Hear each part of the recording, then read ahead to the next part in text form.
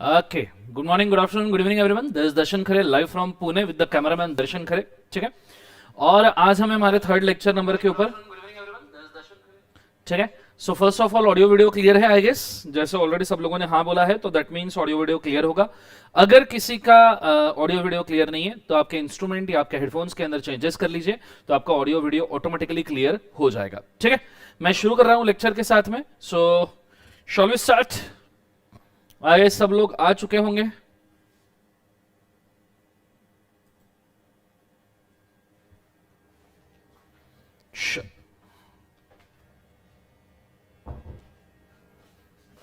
मैं एक बार थोड़ा कैमरा एडजस्ट कर लूं. कुछ ज्यादा ही छोटा सिचुएशन क्रिएट हुआ है.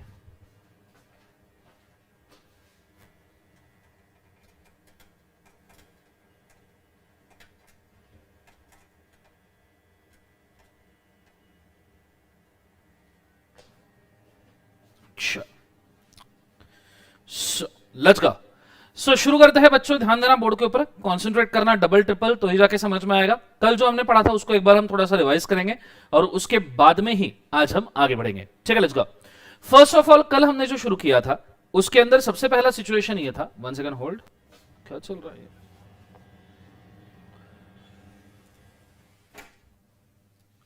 आगे कल हमने जो सिचुएशन शुरू किया था उसके अंदर हमने सबसे पहले देखा था what are the factors on which law is based. और अगर आपको याद होगा तो हमने 4 फैक्टर बोले थे जिसके ऊपर लॉ डिपेंड करता था. एक बार कमेंट में फटाफट मुझे बताइए वो 4 फैक्टर कौन से हैं. फटाफट बताइएगा कमेंट्स के अंदर. मैं वेट कर रहा हूं. जितने लोग पेनड्राइव में देख रहे हैं जो लोग वर्चुअल में देख रहे हैं वो भी एक बार खुद रिवाइज कर लीजिएगा 4 फैक्टर कौन कौन से. तो पहला है बेटा सेफ्टी, दूसरा है बेनिफिट, तीसरा है not at the cost of other और चौथा कौन सा है? एथिक्स.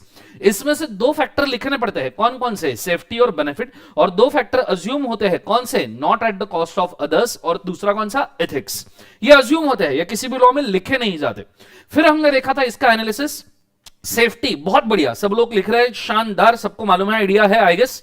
फिर उसके बाद में जो सेफ्टी और बेनिफिट है उसमें से भी इसेंशियल कोई फैक्टर है तो वो है बेटा सेफ्टी. बेनिफिट हो भी सकता है नहीं भी हो सकता है. हमने प्रिवेंशन ऑफ टेररिज्म वाला एग्जांपल देखा था कि कुछ लॉ के अंदर, लॉ 3 के अंदर सिर्फ सेफ्टी था, बेनिफिट नहीं था, फिर भी हमने उसको लॉ बनाया था. ये चीज होने के बाद में हम आगे बढ़े थे. हमने स्टार्ट किया था what is a process to pass the law. But for the purpose of process to pass the law we need to understand the categories of law. और कैटेगरीज ऑफ लॉ को हमने डिवाइड किया था 3 part में. अगर आपको याद होगा तो पार्लियामेंट, कॉन्स्टिट्यूशन ऑफ इंडिया के आर्टिकल नंबर 245 ने पार्लियामेंट को पावर दिया था कि भैया लॉ पार्लियामेंट बना सकती है. और 246 में लिस्ट बोली गई थी कि देयर आर लिस्ट, जिस लिस्ट के अंदर लॉ बनता है. और वो लिस्ट कौन से शेड्यूल में मेंशन की थी बच्चों? एक बार मुझे शेड्यूल्स बताओ कमेंट के अंदर फटाफट बताइए. शेड्यूल्स कमेंट के अंदर फटाफट बताइए. शानदार, तूफान, बहुत सारे बच्चे 7 शेड्यूल बोला है. शानदार. जिसको नहीं पता याद रखना 7 schedule to constitution of India में लिस्ट दी गई थी जिसके अंदर कितने कैटेगरीज के लॉ है? 3. यूनियन मतलब पूरे इंडिया को लगने वाला, स्टेट दैट इज पूरे स्टेट को लगने वाला, और कॉन्करेंट लॉ जो यूनियन और स्टेट को अलग अलग तरीके पे लगता है. क्लियर है कंसेप्ट? यूनियन लॉ जो है उसके 97 एंट्रीज थे. बहुत बढ़िया, शानदार, सबको शायद पता है 7 शेड्यूल है. यूनियन लॉ के 97 एंट्रीज है, स्टेट लॉ के 66 एंट्रीज है और कॉन्करेंट लॉ के 47 एंट्रीज है. कल मैंने आपको लिस्ट भी ओपन करके दिखाया था. ये चीज होने के बाद में हम आए थे how to pass a law की प्रोसेस के ऊपर. How to pass a law की प्रोसेस में मैंने 2 पार्ट में उसको डिवाइड किया था. Central process, state process. Central process में 2 लॉज आएंगे, यूनियन लॉ और कॉन्करेंट लॉ. और स्टेट प्रोसेस में एक ही लॉ आता है, that is a state law. याद है state law? Gutkha ban, liquor ban, बोलो जुबा केसरी, बोलो जुबा केसरी. ठीक है. सो ये स्टेट लॉ है. तो ये सिचुएशन के अंदर हमने ये चीज देखी थी बच्चों कि भैया जो सेंट्रल लॉ है, यूनियन लॉ है, उसमें 2 यूनियन और कॉन्करेंट पास होते हैं. पहला स्टेप रहेगा ड्राफ्टिंग. एक बार मुझे सभी स्टेप्स अगर आपको याद है, कल हमने आधे स्टेप्स देखे थे, आज हम आधे स्टेप्स देखने वाले. पहला स्टेप है ड्राफ्टिंग, दूसरा है पार्लियामेंट के सामने प्रेजेंट करना, तीसरा स्टेप है उसको रीड करवाना, चौथा स्टेप है उसके ऊपर पब्लिक के कमेंट्स लेना, और 5वां स्टेप है स्टैंडिंग कमेटी से उसको अप्रूव करवा लेना. स्टैंडिंग कमेटी उसको क्या करवा लेना? अप्रूव करवा लेना. आई होप सो ये सभी के सभी स्टेप सभी लोगों को याद आ रहे होंगे. क्लियर है सबको? हाँ है ना? चलो, ये चीज यहां तक हुई थी. आज मैं उन्हीं स्टेप्स से आगे बढ़ रहा हूं. एक बार मैं स्टेप्स को थोड़ा सा रिवाइज करवा दूं. कल मैंने एग्जांपल भी दिया था कि ड्राफ्टिंग कोई भी कर सकता है. जैसे अरविंद केजरीवाल ने आरटीआई ड्राफ्ट किया था, कुछ याद आया बच्चों? हाँ है ना? चलो आ जाइए, आज मैं यहीं से शुरू करने वाला हूं। Drafting, introduction, first reading, comment and discussion. शानदार, तूफान, जबरदस्त, जिंदाबाद। So are you ready? How's the जोश? हाउस द जोश? बताइए मुझे कमेंट में, हाउस द जोश? शानदार, हाय सर, बहुत बढ़िया, लेट्स गो। सो कल हमने देखा था सबसे पहला स्टेप जो था drafting, introduction, first reading, inputs from public, और फिर उसको फिल्टर करने के लिए कमिटी। कल मैंने आपको कंपनीज एक्ट का एग्जांपल दिया था। कंपनीज एक्ट बनाने के लिए 3 कमिटीज की प्रस्तावना हुई थी, यस और नो? सबसे पहली कमेटी थी नारायण मूर्ति कमेटी। हाय सर, सब हाय सर कर, शानदार। नारायण मूर्ति कमेटी कर रही थी, कुमार मंगलम बिरला कमेटी और सर जे ईरानी कमेटी कंपनीज एक्ट बनाने के लिए बनाई गई थी। क्लियर है कंसेप्ट? कल हमारा यह हुआ था। आज काफी सारा पॉलिटिकल डिस्कशन होगा। आज हम इंडिया के पॉलिटिकल सिस्टम में घुसने वाले हैं, क्योंकि लॉ बनाती है गवर्नमेंट और गवर्नमेंट में होती है पॉलिटिकल पार्टीज। तो आज का डिस्कशन काफी टेक्निकल है, कान नाक खुले रखना, मुंडी उंडी झटको, स्ट्रेट बैठो, पूरा ध्यान मुझे बोर्ड के ऊपर चाहिए। अगर बाबू सोना पिकाचू याद करा तो उसको बोलना अभी मैं तुम्हारा नहीं हो सकता। क्लियर है? जब तुम्हारा होने का समय आएगा तब मैं तुम्हारे साथ रहेगा। क्लियर है? ये चीज को याद रखना, नहीं तो मेरे बाबू ने थाना थाया, लगेज तुम लग जाओ दे, नहीं बेबी मैंने तो नहीं थाया, तल से भूता हूं, किस बात के लिए भूखा हूं, तुम्हारे प्यार के लिए भूखा हूं बेबी। तो ये चीज अभी नहीं करना। क्लियर है कंसेप्ट? अभी पूरा ध्यान मुझे टेक्निकल डिस्कशन पॉलिटिकल पार्टीज के ऊपर होना चाहिए। ठीक है, पूरा ध्यान बोर्ड पे आ जाइए, लेट्स गो। सबसे पहली बात, जो हमारी प्रोसेस है, हमने अभी स्टैंडिंग कमिटीज के इसके अंदर अप्रूवल लिए है। किसके अप्रूवल लिए है? Standing committees. फिर उसके बाद में ये लॉ वापस देखो, फर्स्ट टाइम हमने पार्लियामेंट में इसको सिर्फ रीड किया था, अप्रूव नहीं किया था, सिर्फ बोला गया था ऐसा ऐसा लॉ आया है, इसको रीड कर लो। तो हमने उसको रीड किया था, हमने उसको अप्रूव नहीं किया था। बट अब हम पार्लियामेंट में उसको अप्रूव करेंगे। कल मैंने ये चीज को थोड़ा ब्रीफ में बोला था, और अगर आपको याद होगा तो मैंने 2-3 नाम भी इसके बोले थे। आज बड़े अच्छे से इसके ऊपर ध्यान रखना। जितने भी बच्चे, 100 बच्चे नियरली प्रेजेंट है, सबने अच्छे से ध्यान देना बच्चों। मैं चाहता हूं तुम्हारे जहन में ये बैठ जाए। पहला हाउस था लोकसभा, ठीक है, पार्लियामेंट है। ये दोनों हाउसेस जो है ना, जो राइट साइड पे दोनों हाउसेस है, वो पार्लियामेंट के 2 हाउसेस है। पार्लियामेंट के आपने 2 हाउस सुना होगा, लोकसभा, राज्यसभा। तो ये है लोकसभा और Rajya Sabha.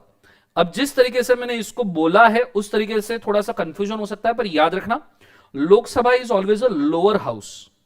Lok Sabha is always a lower house and Rajya Sabha is always a upper house, क्योंकि लोकसभा में कोई भी लॉ पास होने के बाद वो राज्यसभा में आता है। इनके मेंबर्स वगैरह कौन बनते हैं मैं बताऊंगा, जस्ट वेट। अब हमारे पेपर तो इंग्लिश में है, अब इंग्लिश, ओनली इंग्लिश, बोलो यस और नो। सो यहां पे लोकसभा का नाम होता है बच्चों house of people, HOP, house of people. और राज्यसभा का नाम होता है house of state councils, HOSC. Rajya Sabha का नाम होता है हाउस ऑफ स्टेट काउंसिल। ये सेंट्रल और कॉन्करेंट लॉ, यूनियन और कॉन्करेंट लॉ पास करने की प्रोसेस चल रही है बच्चों। मैं स्टेट लॉ में घुसा भी नहीं हूं, पहले तो मैं सिर्फ इसका डिस्कशन करूंगा, फिर मैं स्टेट लॉ पे आऊंगा। क्लियर है? तो बड़े अच्छे से ध्यान देना। इसके 3 नाम है, Lok Sabha, lower house, house of people. इसके भी 3 नाम है, राज्यसभा, अपर हाउस और house of state councils. Clear है कंसेप्ट? लोकसभा में जो बैठते हैं उन्हें कहा जाता है एमपी, मेंबर्स ऑफ पार्लियामेंट, जिन्हें हम हिंदी में खासदार भी कहते हैं, खासदार। ठीक है? अब ये कौन है मेंबर्स ऑफ पार्लियामेंट जिनको हम खासदार कहते हैं? आपने 2014 में अगर इलेक्शन देखा होगा, 2014 में तो उस वक्त बीजेपी की सरकार आपने चुनी थी, पब्लिक ने चुनी थी, आपने चुनी थी। 2019 में इलेक्शन हुए तभी भी आपने बीजेपी की सरकार चुनी थी। वो जो जिस सरकार में आपने नरेंद्र मोदी जी को चुन के लिया था एज अ प्राइम मिनिस्टर, दोनों साल 2014 2019, ये दोनों मतलब टोटल 10 इयर्स के लिए प्राइम मिनिस्टर नरेंद्र मोदी जी बन गए। ये 2 बार आपने जो नरेंद्र मोदी जी को चुन के लिया, ये है मेंबर्स ऑफ पार्लियामेंट का इलेक्शन। मेंबर्स ऑफ पार्लियामेंट के थ्रू ही प्राइम मिनिस्टर चूज किया जाता है। आप जितने मेंबर ऑफ पार्लियामेंट चूज करोगे, वो मेंबर ऑफ पार्लियामेंट बदले में प्राइम मिनिस्टर चूज करते हैं। आप कभी स्ट्रेट अवे प्राइम मिनिस्टर को वोट नहीं करते हो बच्चों। ये बचपन में हमको एक सिविक्स करके सब्जेक्ट था, हिस्ट्री के साथ में, छोटी सी बुक पतली सी, जिसको हम फेंक देते थे, जिसकी कोई इज्जत ही नहीं करते थे, सिर्फ फोटो देख लेते, अच्छे फोटो और फेंक देते थे। याद आया सबको? हाँ है ना? तो वो सिविक्स की बुक में ये लिखा हुआ है कि भैया आपने नरेंद्र मोदी वाली सरकार चुनी, दैट इज लोकसभा वाली आपने सरकार चुनी, पार्लियामेंट वाली सरकार चुनी, वो एमपीज आपने तो एमपीज चुने, मेंबर्स ऑफ पार्लियामेंट, वो बदले में प्राइम मिनिस्टर चुनते हैं।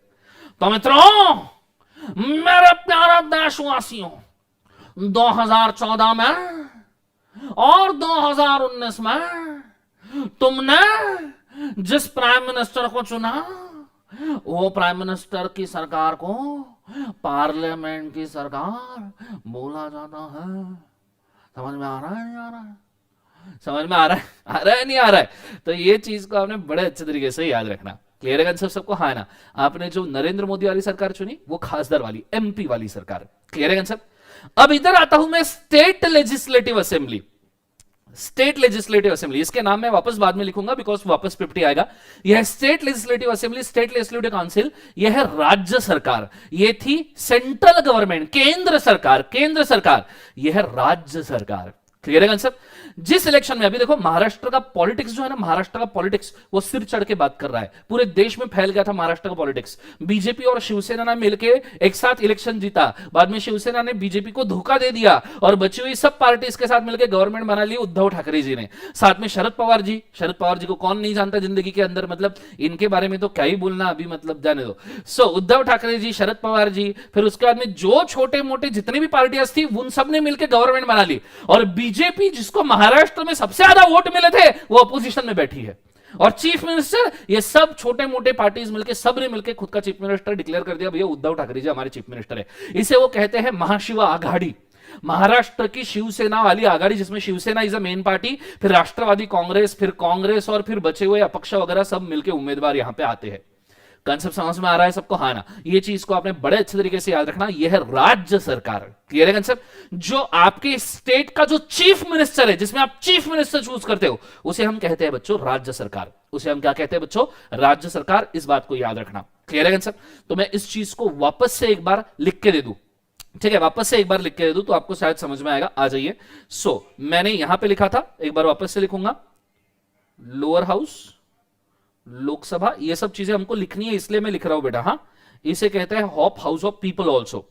इसे हम कहेंगे अपर हाउस, क्योंकि लोकसभा में पास होने के बाद में यहां पे जाता है, जिसे हम कहते हैं राज्यसभा, ठीक है? जिसे हम हॉस्क भी कहते हैं, हाउस ऑफ स्टेट काउंसिल्स, ठीक है? यहां पे इसे हम कहते हैं केंद्र सरकार, केंद्र सरकार, और इसे हम कहते हैं राज्य सरकार। इन दोनों का मिलके बनता है पार्लियामेंट, इन दोनों का मिलके बनता है स्टेट लेजिस्लेचर। जो लोकसभा में बैठते हैं उन मेंबर्स को कहा जाता है एमपीज, मेंबर्स ऑफ पार्लियामेंट, जिनको हम कहते हैं खासदार। अब सवाल उठेगा, सर ऐसे कितने मेंबर्स ऑफ पार्लियामेंट है जो हम यहां पे चूज करते हैं? कितने हैं सर मेंबर्स ऑफ पार्लियामेंट जो हम यहां चूज करते हैं? तो याद रखना, आप जो मेंबर ऑफ पार्लियामेंट चूज करते हो वो होते हैं 545 members of parliament throughout India. इन 545 में से अगर आपको गवर्नमेंट ऑफ इंडिया, ये काफी टेक्निकल डिस्कशन है, मुझे सबका अटेंशन यहां पे लगेगा, 100 बच्चे 100 के 100 को ही समझ में आना चाहिए। आज शाम को बैठ के पप्पा के साथ में आप पॉलिटिकल डिस्कशन भी कर पाओगे अगर आप प्रॉपरली ध्यान दो तो। पार्लियामेंट में 545 मेंबर होते हैं, जिसमें से टोटल मेंबर 545, जिसमें से आपको स्पष्ट बहुमत वाली सरकार चाहिए, जैसे बीजेपी की स्पष्ट बहुमत वाली सरकार है, बीजेपी और अलाइड पार्टीज की मिला के, तो उसके अंदर हमको 272 मेंबर्स एक ही पार्टी के या एक ही यूनियन के होने चाहिए। 272 मेंबर्स। क्लियर है? 2019 में बीजेपी के खुद के 305 मेंबर थे, मतलब बीजेपी इंडिपेंडेंट पार्टी के 305 मेंबर थे। अगर बीजेपी और अलाइड पार्टीज आप ले लो तो 355 360 के आसपास मेंबर इलेक्ट होकर आए थे, मेंबर्स ऑफ पार्लियामेंट। क्लियर है कंसेप्ट? 545 में से 272 मेंबर्स चाहिए आपको स्पष्ट बहुमत के लिए। अगर आपके 272 मेंबर्स है तो जाके आप गवर्नमेंट फॉर्म कर सकते हो, जीओवी गवर्नमेंट फॉर्म कर सकते हो। क्लियर है आंसर सबको? हाँ ना। ये चीज को आपने बड़े अच्छे तरीके से याद रखना।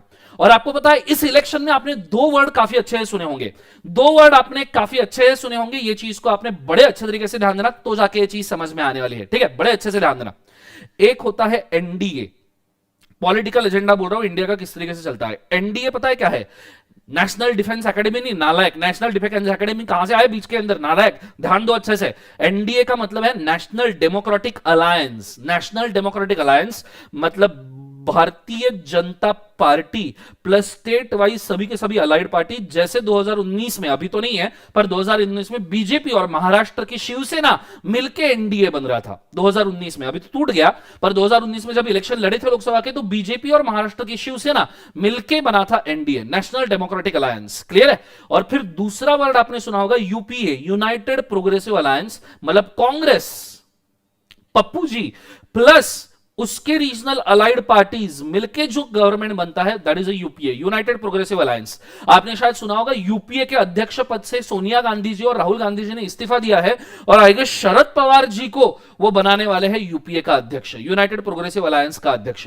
ये चीज को आपने बड़े अच्छे तरीके से याद रखना, ये चीज को बड़े अच्छे से समझना जरूरी है।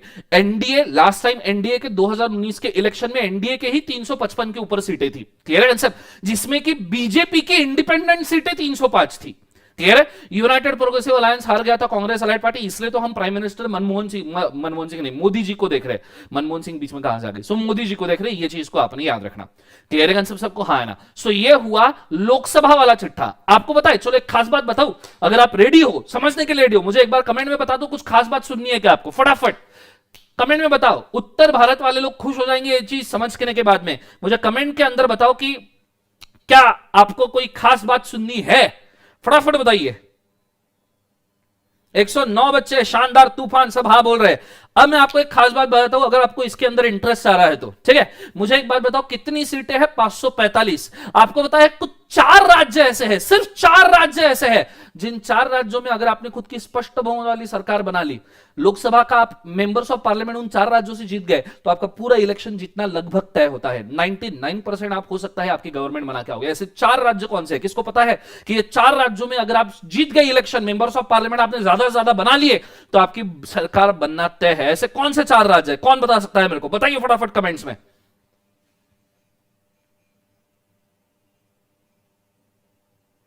फटाफट बताइए। Anyone knows the 4 states? कैसे हो आप? 18 साल की उम्र के ऊपर होने आए, इलेक्शन का आपको राइट मिलने वाला है, वोटिंग का आपको राइट मिलने वाला है, कोई कमेंट के अंदर बता भी नहीं पा रहा। चलो शानदार, कुछ लोगों ने बोला है यूपी, राजस्थान, जबरदस्त, जिंदाबाद, बिहार, शानदार। मैं आपको दिखा दूं 545 सीटों में से किस तरीके से सीटों का डिस्ट्रीब्यूशन होता है।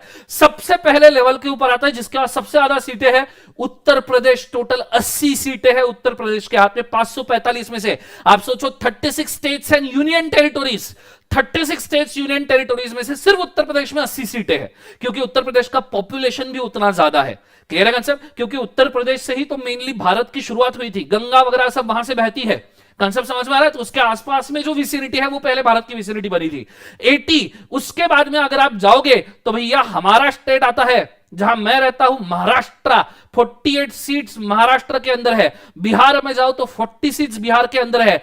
आंध्र प्रदेश 42 सीट्स है। और अगर आपको मैं बताऊं तो आई गेस वेस्ट बंगाल कहां गया है? हाँ, वेस्ट बंगाल के पास में 42 सीट्स है। ये 4-5, तमिलनाडु 39 सीट्स है। तो जिन भी स्टेट्स के पास 40 या 40 से ज्यादा सीट्स होती है, ये 5-6 राज्य ले लीजिए, इनमें अगर आप इलेक्शन जीत गए तो आपकी स्पष्ट बहुमत वाली सरकार बनना लगभग तय है, 99%। इसलिए आपने देखना कभी भी इलेक्शन होते हैं ना, तो उनका अध्यक्ष जो लीडिंग होता है, जैसे अमित शाह जी बीजेपी के, वो जाके उत्तर प्रदेश में ठिया डाल के बैठे थे, बोले ये सीट तो छोड़नी ही नहीं है हमको, क्लियर है। फिर वेस्ट बंगाल में जाके बैठे थे इस बार तो 2014 में जाके बैठे थे कहां पे, अपने उत्तर प्रदेश में। फिर अभी 2019 में ममता दीदी के खिलाफ जाके बैठे थे वेस्ट बंगाल में, क्लियर है। तो ये अगर आपने 5-6 राज्य जीत लिए तो भैया 545 में से तो 200 सीट तो यही 4-5 राज्य लेके चल जाते हैं। अगर आपने ये जीत लिया तो फिर बचा हुआ तो सिर्फ फॉर्मेलिटी रह गया बेटा। इस तरीके से आप गवर्नमेंट बनाते हो, क्लियर है कंसेप्ट। अब लोकसभा में अगर आपकी गवर्नमेंट बन गई, बच्चों बड़ा टेक्निकल एनालिसिस दे रहा हूं, ताबड़तोड़, बड़े अच्छे से याद रखना। लोकसभा में अगर आपकी बराबर 272 सीटें बन गई तो राज्यसभा आप ऑटोमेटिकली जीत चुके हो। पर राज्यसभा के मेंबर्स होते हैं बच्चों 245 मेंबर्स होते हैं। इन 245 में से आपको 123 सीटें राज्यसभा की खुद को इलेक्ट करने के लिए मिलेगी, 123 सीटें। पर राज्यसभा में लोकसभा के ही मेंबर नहीं होते। मैं आपको बताऊंगा राज्यसभा में कौन होते हैं, जिस सिर्फ वेट करना। ये 245 कौन है, आई विल डिवाइड इट। 245 को मैं फर्दर डिवाइड करता हूं 2 पार्ट में। सबसे पहली बात 12 अलग और 233 अलग।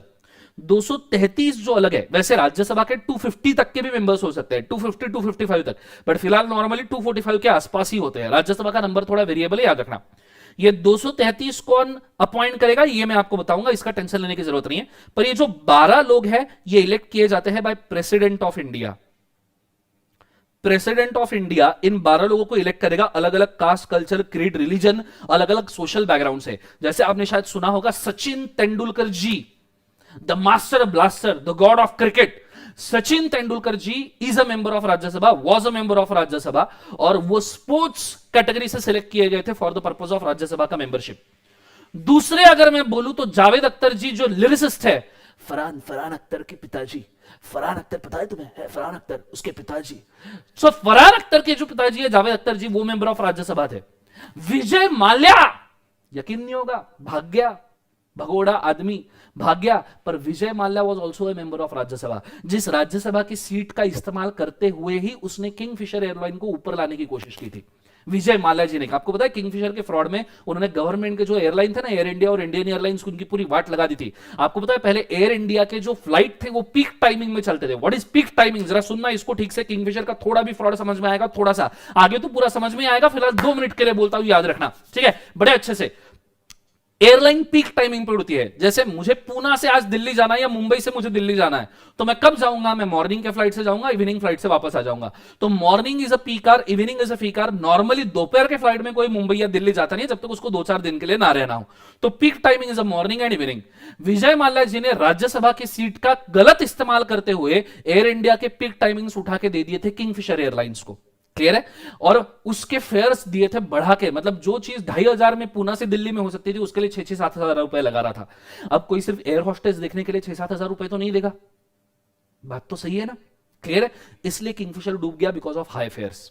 इसका केस भी मैं आपको बताऊंगा किंगफिशर का किस तरीके से वर्कआउट हुआ था, जस्ट वेट फॉर इट, ठीक है। सो प्रेसिडेंट ऑफ इंडिया 12 लोग सिलेक्ट करता है, सचिन तेंदुलकर, जावेद अख्तर, विजय माल्या, और भी ऐसे लोग हैं जो राज्यसभा के मेंबर है जिनका पॉलिटिक्स से कोई लेन देन नहीं है, पर वो लोग प्रेसिडेंट ने इलेक्ट करके बिठाया कि भैया अलग अलग भैया बैकग्राउंड्स के 12 लोग होने चाहिए, क्लियर है। रही बात ये 233 लोग कहां से आए, इसके ऊपर अभी शांति रखना, मैं आपको बताऊंगा कहां से आए।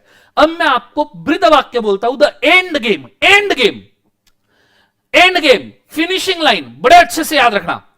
अगर आपकी लोकसभा में 272 सीटें आ गई, राज्यसभा में तो ऑटोमेटिकली 123 सीटें आपकी खुद की हो जाएगी, अगर आप स्टेट इलेक्शंस भी ठीक से जीत गए तो। अगर लोकसभा में 545 में से 272 लोगों ने किसी लॉ को हां बोल दिया, जैसे मैंने यहां पे रख दिया कंपनीज एक्ट, क्लियर है, या फिर मैंने यहां रख दिया वाइल्ड लाइफ प्रोटेक्शन एक्ट, या तो फिर जो पेडेस्ट्रिशियंस रहते हैं ना, पेडियाट्रिशियन नहीं, पेडेस्ट्रिशियन, जो जमीन के ऊपर सोते हैं फुटपाथ के ऊपर, उनके प्रोटेक्शन के लिए लॉ मैंने बनाने की कोशिश की। गरीब लोग तो फुटपाथ पे सोते हैं, कुछ लोग होते हैं जो उनके ऊपर गाड़ी चला के चले जाते हैं, भाई लोग, कुछ भाई लोग हैं जिंदगी के अंदर, ठीक है। तो मैंने उनके प्रोटेक्शन के लिए लॉ बनाने की शुरुआत की। अगर लेट्स से मैंने ड्राफ्ट बना के रखा, स्टैंडिंग कमेटी ने अप्रूव कर दिया, तो लोकसभा में हमको उस लॉ के लिए 272 क्लियर वोट्स लगेंगे, क्लियर वोट्स। हालांकि 272 भी नहीं लगते, बिकॉज वोट लगते हैं प्रेजेंट एंड वोटिंग के, और लोकसभा में 545 पूरे के पूरे कभी प्रेजेंट ही नहीं होते, क्लियर है। तो नॉर्मली मुझे 272 मैक्सिमम वोट्स लगेंगे उस लॉ को पास करने के लिए। वहां से पास हुआ तो राज्यसभा में मुझे 123 वोट लगेंगे उस लॉ के फेवर में। दोनों जगह पे अगर मैंने मेजॉरिटी वोट हासिल कर लिए, बच्चे यहां मेरे को बोलते हैं सर यहां 273 होना चाहिए, 273 होना चाहिए ना, बेटा ये 272 ही बोला है। सो यहां अगर 272 मिल गया, यहां अगर 123 मिल गया, तो वो लॉ पास हो जाएगा, वो लॉ पास हो जाएगा। इसीलिए स्पष्ट बहुमत वाली सरकार केंद्र और राज्य में बनाना जरूरी है, अदरवाइज आपका लॉ पास ही नहीं हो पाएगा। समझो यहां पे आपकी मिली जुली सरकार है, जुड़ी वाली सरकार है, 2-4 पार्टी मिला के सरकार बना रही है, तो भैया दगा दे देंगे लोग। एक पार्टी के लोग रहते ना, फटाफट लॉ पास करते। अभी आपने जो 2019 में जो सेशन हुआ ना, इलेक्शन के बाद पार्लियामेंट का सेशन हुआ, शायद मैं काफी अच्छा नॉलेज आपको दे रहा हूं, ठीक से सुनना, ठीक है, बड़े अच्छे से सुनना, आप शांति से सुन रहे हो, मेरे को बड़ा मजा आ रहा है, कमेंट भी कोई नहीं कर रहा, बहुत अच्छी बात है, बहुत अच्छे से सुनना। 2019 में इलेक्शन हुआ ना, बीजेपी की 305 के आसपास सीटें आई थी, और टोटल बीजेपी और अलाइड पार्टीज मिलकर 355 सीटें थी। आपने यकीन नहीं किया होगा, 25 दिन में, 25 से 30 दिन में इन्होंने 135% प्रोडक्टिविटी के ऊपर लॉ बनाए हैं। इतने दनादन लॉ पास की, इतने फास्ट लॉ पास की, आपको यकीन नहीं होगा। अरे जम्मू एंड कश्मीर का लॉ जो धारा 370 थी ना, वो तो ऐसे राप राप राप गायब, 2-3 घंटे के अंदर तो उन्होंने लॉ को गायब कर दिया, बोले पास हो गया, गेम ओवर। कंसेप्ट समझ में आ रहा है? ऐसे लॉ इन्होंने पास किया, मतलब जो कभी पास ना होने वाले लॉ थे ना, वो अभी 2019 में वो दनादन पास करवा लिए इन्होंने। क्यों? क्योंकि स्पष्ट बहुमत वाली सरकार थी केंद्र में भी और राज्य में भी। भैया स्टेट के मेंबर भी इन्हीं के थे, सेंटर के मेंबर भी इन्हीं के थे, तो इन्होंने ऐसे लॉ पास किए हैं, मैक्सिमम पूरे 70-80 साल के हिस्ट्री में मैक्सिमम नंबर ऑफ लॉज 2019 के अंदर पास हुआ है। आपने कभी भी हिस्ट्री में चेक करके देखना। क्यों? क्योंकि केंद्र और राज्य सरकार स्पष्ट बहुमत वाली थी, एक ही पार्टी के बैठे हुए सब लोग थे, तो लॉ पास करना बड़ी बात नहीं है। लॉ आया, सभी मेंबर हाँ दन दन दन दन टेबल ठोकते थे पार्लियामेंट के अंदर, सेशन देख लेना कभी, ऐसे टेबल ठोकते थे, लॉ पास। दूसरा आया, टेबल ठोकते थे, लॉ पास। मतलब जो स्पीकर है, रिस्पेक्टेड स्पीकर ऑफ पार्लियामेंट, वो तो पागल हो गए थे, बोले लॉ आया नहीं तो पास हो जा रहा है करके। ये चीज चल रही थी, कंसेप्ट समझ में आया? इस तरीके से सेंट्रल और कॉन्करेंट लॉ पास होते हैं बच्चों, इस तरीके से सेंट्रल और कॉन्करेंट लॉ पास होते हैं। मुझे बताना आपको समझ में आया क्या यहां तक कि जरा कमेंट में बताना कि आपको समझ में आया क्या। नहीं तो मेरे को ऐसा लग रहा है मैं प्रवचन देते जा रहा हूं बाबा जी का और बच्चे यहां पे शांत बैठे हुए हैं, एकदम शांत, जैसे सांप सूंघ गया हो सबको। मुझे बताइए, कमेंट आ भी नहीं रही है। समझ में आया? क्लियर हो रहा है? कैसा लग रहा है? कुछ आइडिया आ रहा है जिंदगी के अंदर कि दर्शन सर का प्रवचन चल रहा है?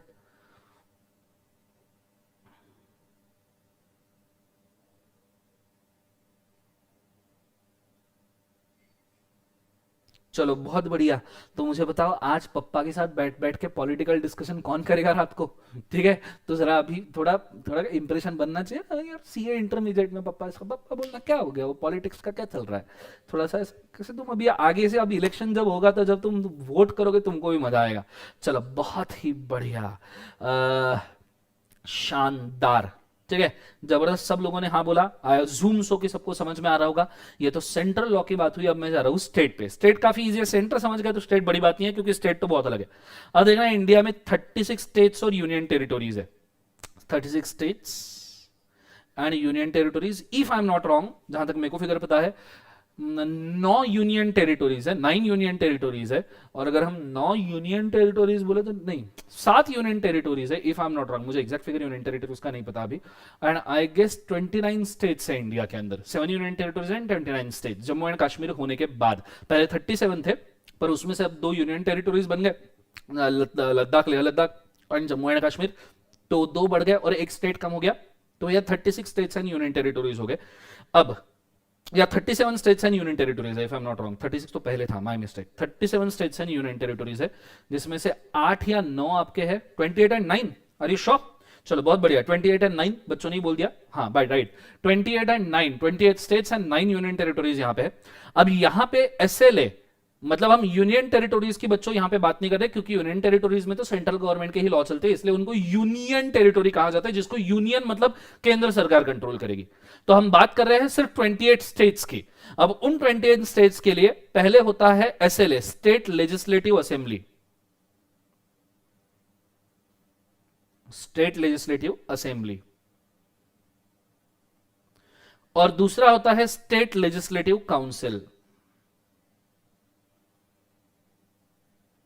State legislative council. क्लियर है? स्टेट लेजिस्लेटिव असेंबली को हिंदी में कहा जाता है विधानसभा, आपने सिविक्स में इसको सुना होगा। और स्टेट लेजिस्लेटिव काउंसिल को कहा जाता है विधान परिषद, ये आपने ऑलरेडी सुना होगा, विधानसभा और विधान परिषद। क्लियर है? इसमें Vidhan Sabha is a lower house and Vidhan Parishad is a upper house. विधानसभा में पास होने के बाद विधान परिषद में जाएगा। जो स्टेट लेजिस्लेटिव असेंबली में बैठते हैं उनको कहते हैं MLAs, MLA, member of legislative assembly, जिनको कहते हैं आमदार हिंदी में। इनको एक और नाम है विधायक। मैंने आपको बोला था ये 233 मेंबर्स कौन इलेक्ट करता है, तो मैं आपको बोल दूं ये 233 मेंबर्स स्टेट के एमएलए इलेक्ट करते हैं बच्चों। जो स्टेट के members of legislative assembly elect होते हैं ना, वही इलेक्ट करते हैं कि भैया राज्यसभा में कौन बैठेगा। क्लियर है? तो एक जगह पे सेंटर में इलेक्ट किए गए लोगों के रिप्रेजेंटेटिव, दूसरे जगह पे स्टेट में इलेक्ट किए लोगों के रिप्रेजेंटेटिव है। इसलिए अगर सेंटर और स्टेट में कॉमन सरकार है बीजेपी, तो स्टेट भी काफी स्मूथली फंक्शन करता है, क्योंकि सेंटर का तगड़ा सपोर्ट होता है। Clear? That is MLA, member of legislative assembly ही इन 233 लोगों को सिलेक्ट करती है। और फिर स्टेट लेजिस्लेटिव काउंसिल जो है, इसके अंदर बैठते हैं member of legislative council, MLCs.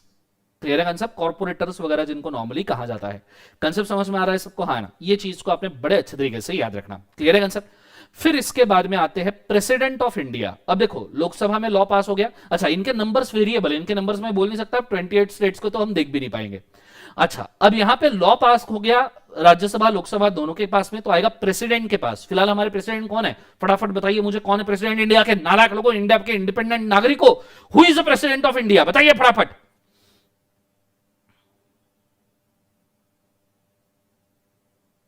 Who is president of India?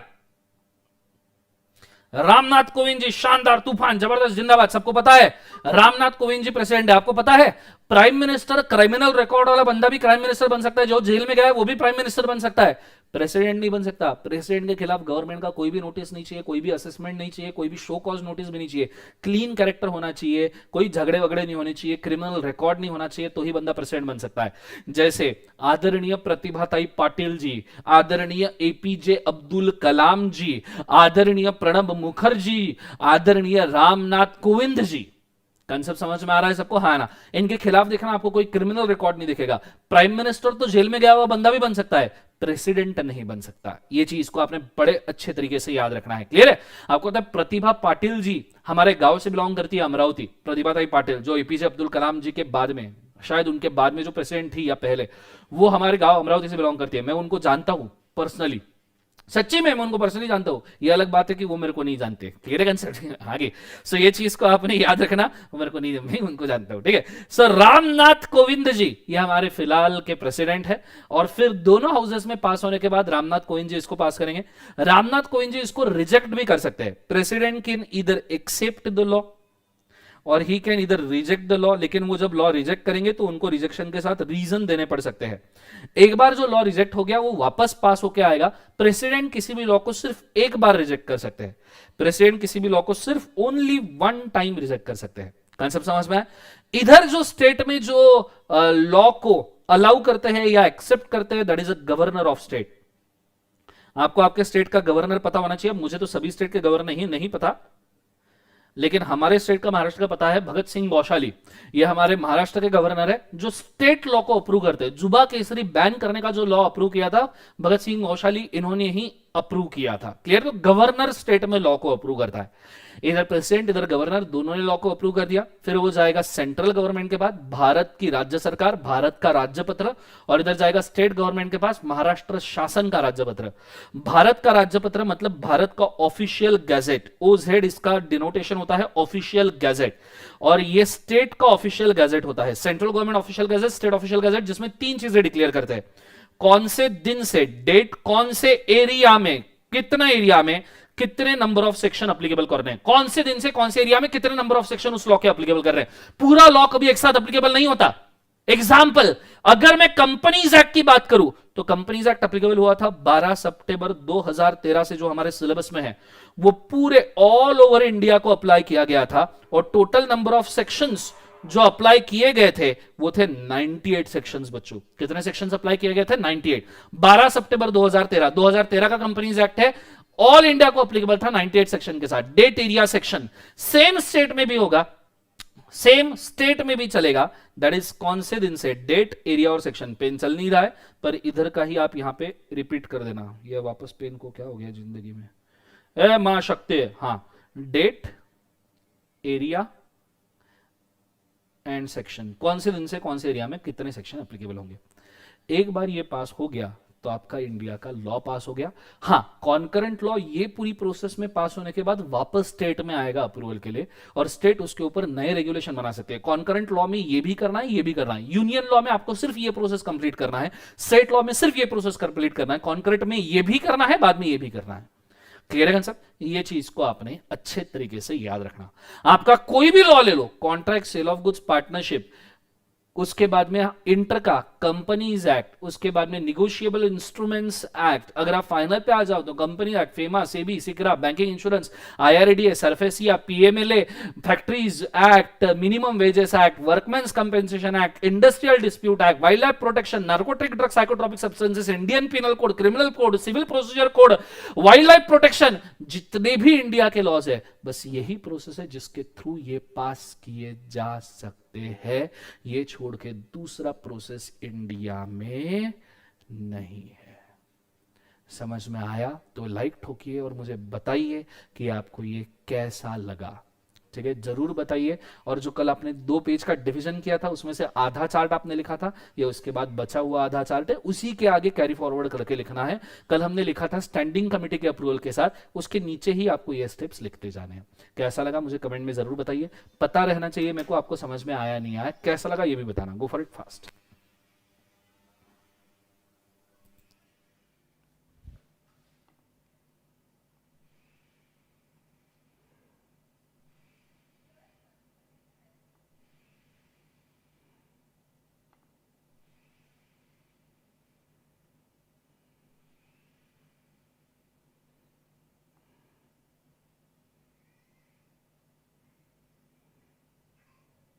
पूरा डाटा लिखना, हर चीज जो मैंने बोर्ड पे लिखी है मुझे लिखी हुई दिखनी चाहिए बेटा। Thank you so much guys, thank you so much.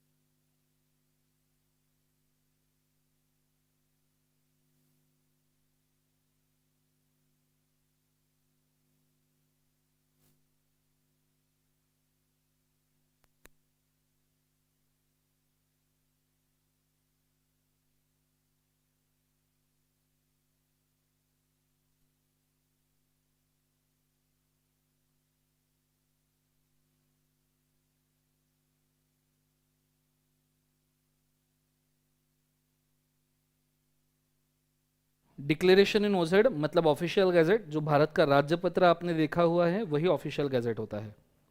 NDA UPA का डिफरेंस बोल दिया बेटा। एनडीए मतलब बीजेपी और अलाइड पार्टी, यूपीए मतलब कांग्रेस और अलाइड पार्टी। ऊपर लिखा है सबसे ऊपर, स्लाइड में देखिए।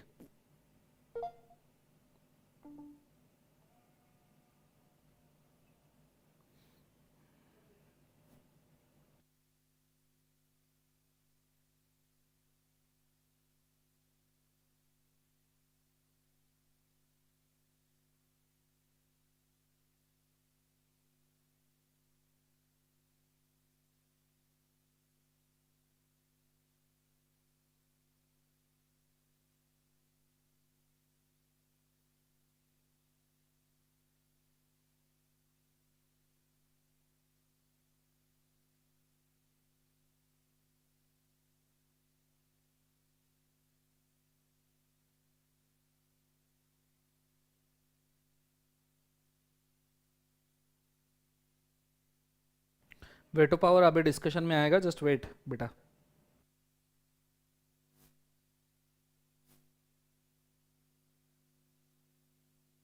Concurrent law after central process goes with the state process, फिर वो कंट्री में अप्लीकेबल होता है और स्टेट में अप्लीकेबल होता है।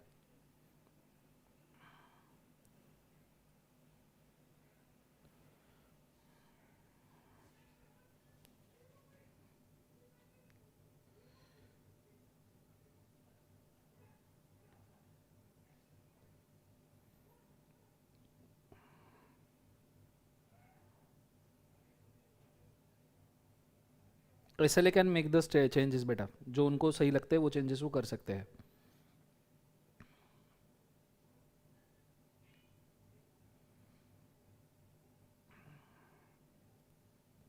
फटाफट लिख लीजिए।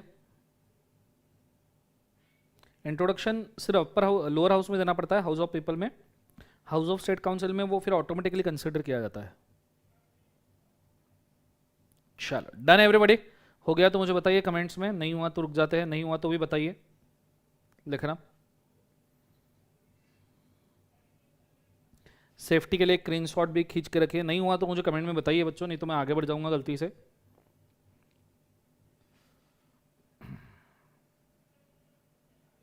हाँ 545 में 2 एंग्लो इंडियंस होते हैं, उसमें कोई प्रॉब्लम नहीं है बेटा, वो होते ही है, बट एंग्लो इंडियंस का इतना प्रभाव नहीं रहता, इसलिए मैंने बोला।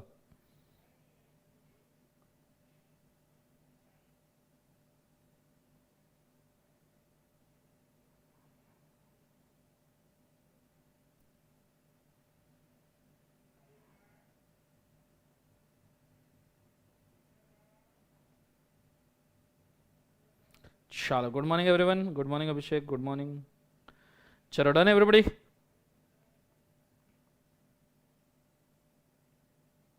किसी का रह गया तो बताइए प्लीज।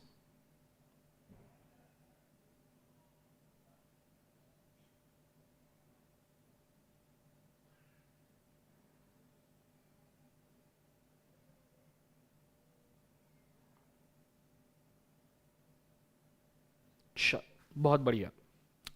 अब अगर ये चीज आपकी हो गई है तो मैं अगले कंटेंट के ऊपर जाने की कोशिश करूंगा। इस पूरे प्रोसेस में कुछ क्वेरीज है जो आपको जरूर आएगी, जो मुझे ऐसा लगता है कि मैंने यहीं पे सॉल्व करनी चाहिए, इसलिए कुछ चीजों को ध्यान देना, ठीक है। I am going a front, ठीक है, पूरा ध्यान बोर्ड पे चाहिए। पहला, special points regarding passing a process of law, ठीक है, आ जाइए। सबसे पहली बात, सर एक सवाल आया है सर, बहुत जोर से आया है। जाके आओ बेटा। सर जाके आओ नहीं सर, सवाल का जवाब दो। जोर से आया है तो पूछो। सर इतने जोर से सवाल है, अरे पूछो भाई। सर आपने बोला पहले हाउस ऑफ पीपल में पास होगा। हाँ बेटा।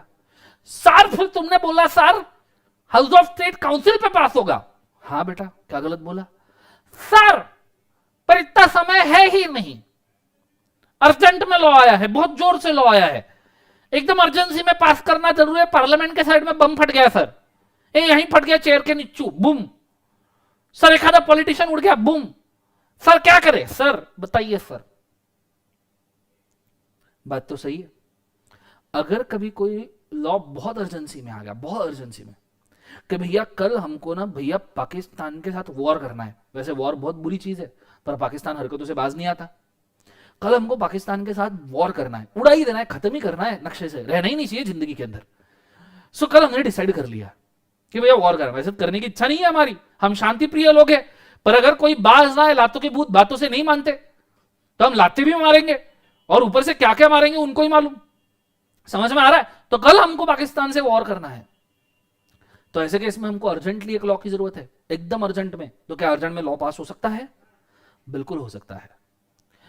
पार्लियामेंट का दोनों हाउसेस का जॉइंट सेशन हो सकता है। जॉइंट सेशन, जॉइंट सेशन मतलब जॉइंट सेशन, नालायक वो जॉइंट सेशन नहीं, नालायक जॉइंट सेशन नहीं, जॉइंट सेशन मतलब लोकसभा और राज्यसभा 545 मेंबर्स और 245 मेंबर्स एक साथ बैठेंगे। हाँ जो कॉमन है वो डबल होके नहीं बैठ सकते, वो वैसे ही रहेंगे, पर 545 मेंबर्स 245 मेंबर्स एक साथ बैठेंगे और एक साथ मिल के लॉ पास करेंगे अर्जेंट बेसिस पे। पूरे इंडिया के 70 साल की हिस्ट्री में, अभी 73 ईयर्स हो गए, पूरे इंडिया के 73 ईयर्स की हिस्ट्री में सिर्फ 3 लॉज ऐसे हैं जो जॉइंट सेशन में पास हुए हैं। उसमें से 2 पास हुए, एक तो हुआ भी नहीं। पहला, और ये तीनों आपको पता है, पहला 3 नहीं दोनों आपको पता है, डाउरी प्रोहिबिशन एक्ट 1961 वाला, जो 1960 में पास हुआ था, इसलिए इसका ईयर 1960 लिखा है। अगर आपको कंफ्यूजन हो रहा है तो यहां 61 कर दीजिएगा, मुझे कोनो दिक्कत नहीं है, पर 60 में पास हुआ इसलिए मैंने 61 लिखा, ठीक है। बैंकिंग सर्विसेज रिपलेशन कमीशन बिल आपने सुना भी नहीं होगा क्योंकि ये लॉ भी नहीं है, सिर्फ जॉइंट सेशन में कंसीडर किया गया था, क्लियर है। और हमारा जो साइड में बम फूटा चेयर के नीचे, बुम तो फटके हाथ में आ गई, वो वाला law, prevention of terrorism activity 2002, parliament के अटैक के बाद जो पास हुआ, देखो कितने अर्जेंट में पास किया इन्होंने, ठीक है। बाकी जब लोग पूरे इंडिया में बॉम्ब ब्लास्ट हो रहे थे, 1993 बॉम्ब ब्लास्ट, लोग मर रहे थे, तब इनको आवाज यहाँ साइड में, बाप रे साइड में फट गया, जल्दी पास करो सब मिलके, ये चीज हुई इनकी, प्रिवेंशन ऑफ टेररिज्म। तो ये 3 ही लॉ है जो अभी तक ज्वाइंट सेशन में पास हुए हैं। कंसेप्ट समझ में आ रहा है सबको? हाँ ना, ये चीज को याद रखना। एक और यहां पे पावर होता है, एक और पावर होता है यहां पे, that is veto power, president का वेटो पावर। किसी ने मेरे को पूछा था अभी कमेंट में, सर वेटो पावर बताइए। Simple as that, veto power का मतलब होता है प्रेसिडेंट के पास एक राइट है कि वो इंडिया के पास किए गए किसी भी लॉ को रिजेक्ट कर सकता है सिर्फ एक बार, ठीक है। प्रेसिडेंट ही क्यों? क्योंकि आपने बचपन में सिविक्स में पढ़ा होगा, president is a first person of India. President ये देश का पहला नागरिक होता है, इसलिए उसके पास पावर है कि वो उसको रिजेक्ट कर सकता है, क्लियर है। लेकिन उसके साथ रीजन देने पड़ेंगे। सेम लॉ अगर वापस पास होके आया विथ रीजन, विदाउट रीजन, तो प्रेसिडेंट उसको रिजेक्ट नहीं कर सकता, प्रेसिडेंट को एक्सेप्ट ही करना पड़ेगा। इस चीज को कहा जाता है वेटो पावर, क्लियर है। ये चीज को आपने बड़े अच्छे से याद रखना चाहिए, ठीक है। 3 टाइप के ऐसे लॉज है जो प्रेसिडेंट रिजेक्ट नहीं कर सकता या प्रेसिडेंट के कंसेंट के लिए नहीं रुकते। कौन से ऐसे लॉज है? मनी बिल, मनी बिल मतलब मॉनेटरी बिल, जैसे फाइनेंस एक्ट वगैरह, जीएसटी वगैरह, जो मनी से रिलेटेड लॉ है वो प्रेसिडेंट रिजेक्ट नहीं कर सकता, क्योंकि इसको रिजेक्ट कर देगा तो भैया इनकम टैक्स में अमेंडमेंट कब आएंगे, फिर अगले साल का टैक्स असेसमेंट कैसे होगा, फिर तो पूरी सिस्टम रुक जाएगी, इसलिए मनी बिल नहीं। और दूसरे कॉन्स्टिट्यूशनल अमेंडमेंट बिल, ये नॉर्मली कॉन्स्टिट्यूशनल अमेंडमेंट बिल क्यों नहीं? क्योंकि कॉन्स्टिट्यूशन में अमेंड करके हम प्रेसिडेंट के कुछ पावर कम करना चाहते हैं और प्रेसिडेंट ने ही नहीं बोल दिया तो कैसे कम होंगे, इसलिए ये 2 बिल ये प्रेसिडेंट रिजेक्ट नहीं कर सकता, क्लियर है। ये भी कुछ एडिशनल पॉइंट है, आप ये नोट करके रखिए।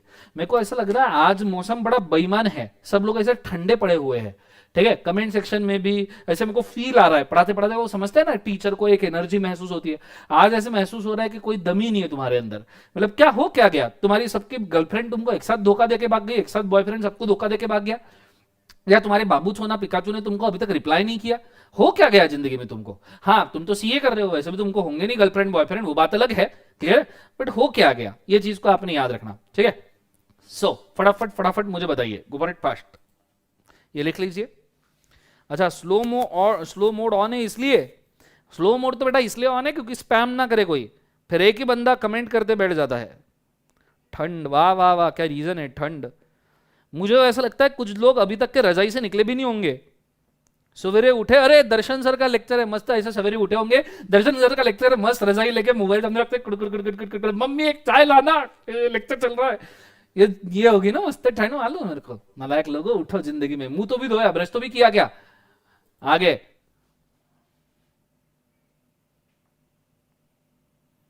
फटाफट लिखिए। मोड स्लो नहीं है, तुम स्लो हो चुके हो सबके सब। अंकित को धोखा दे गई, अंकित इतनी सारी पटानी नहीं चाहिए यार कि सब धोखा देके चली जाए।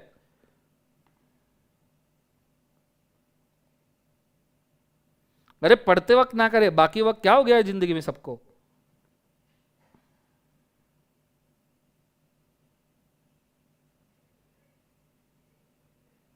ये देखो, ये नाश्ता करते हुए देख रही हूं, रहा हूं, वर्षा लूनावत देख रहा हूं, क्या हो गया ये। लखन गर्ग का बर्फ बन गया है, 2 डिग्री टेम्परेचर है।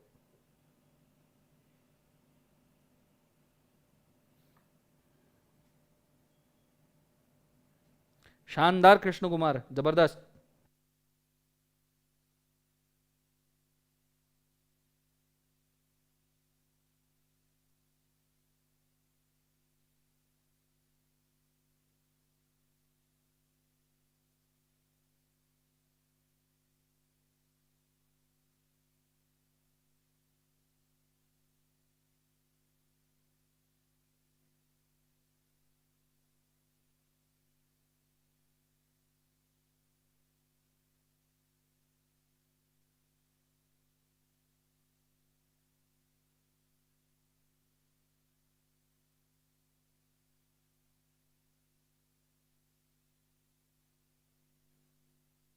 सो हमने स्लो मोड का टाइम रिड्यूस कर दिया है टू 30 सेकेंड्स।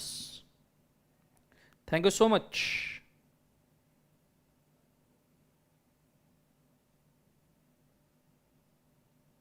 अच्छा, मॉम का मोबाइल पे आयुष दिख रहा है, शानदार बेटा आयुष, जबरदस्त, आपकी मॉम को मेरा प्रणाम बोलना।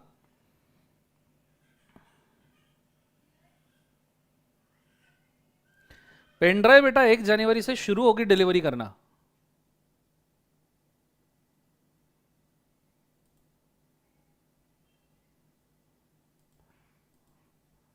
जो भी लोग ऑर्डर दे रहे हैं, हाँ ये एक डिक्लेरेशन में सबको दे दूं, जो भी लोग पेन ड्राइव ऑर्डर कर रहे हैं, लॉ की बुक्स प्रिंटिंग में है, क्योंकि अभी सब अपडेट आए हैं, 31 अक्टूबर तक के जितने भी अपडेट है वो मेरे को बुक में डालने पड़ रहे हैं, ठीक है।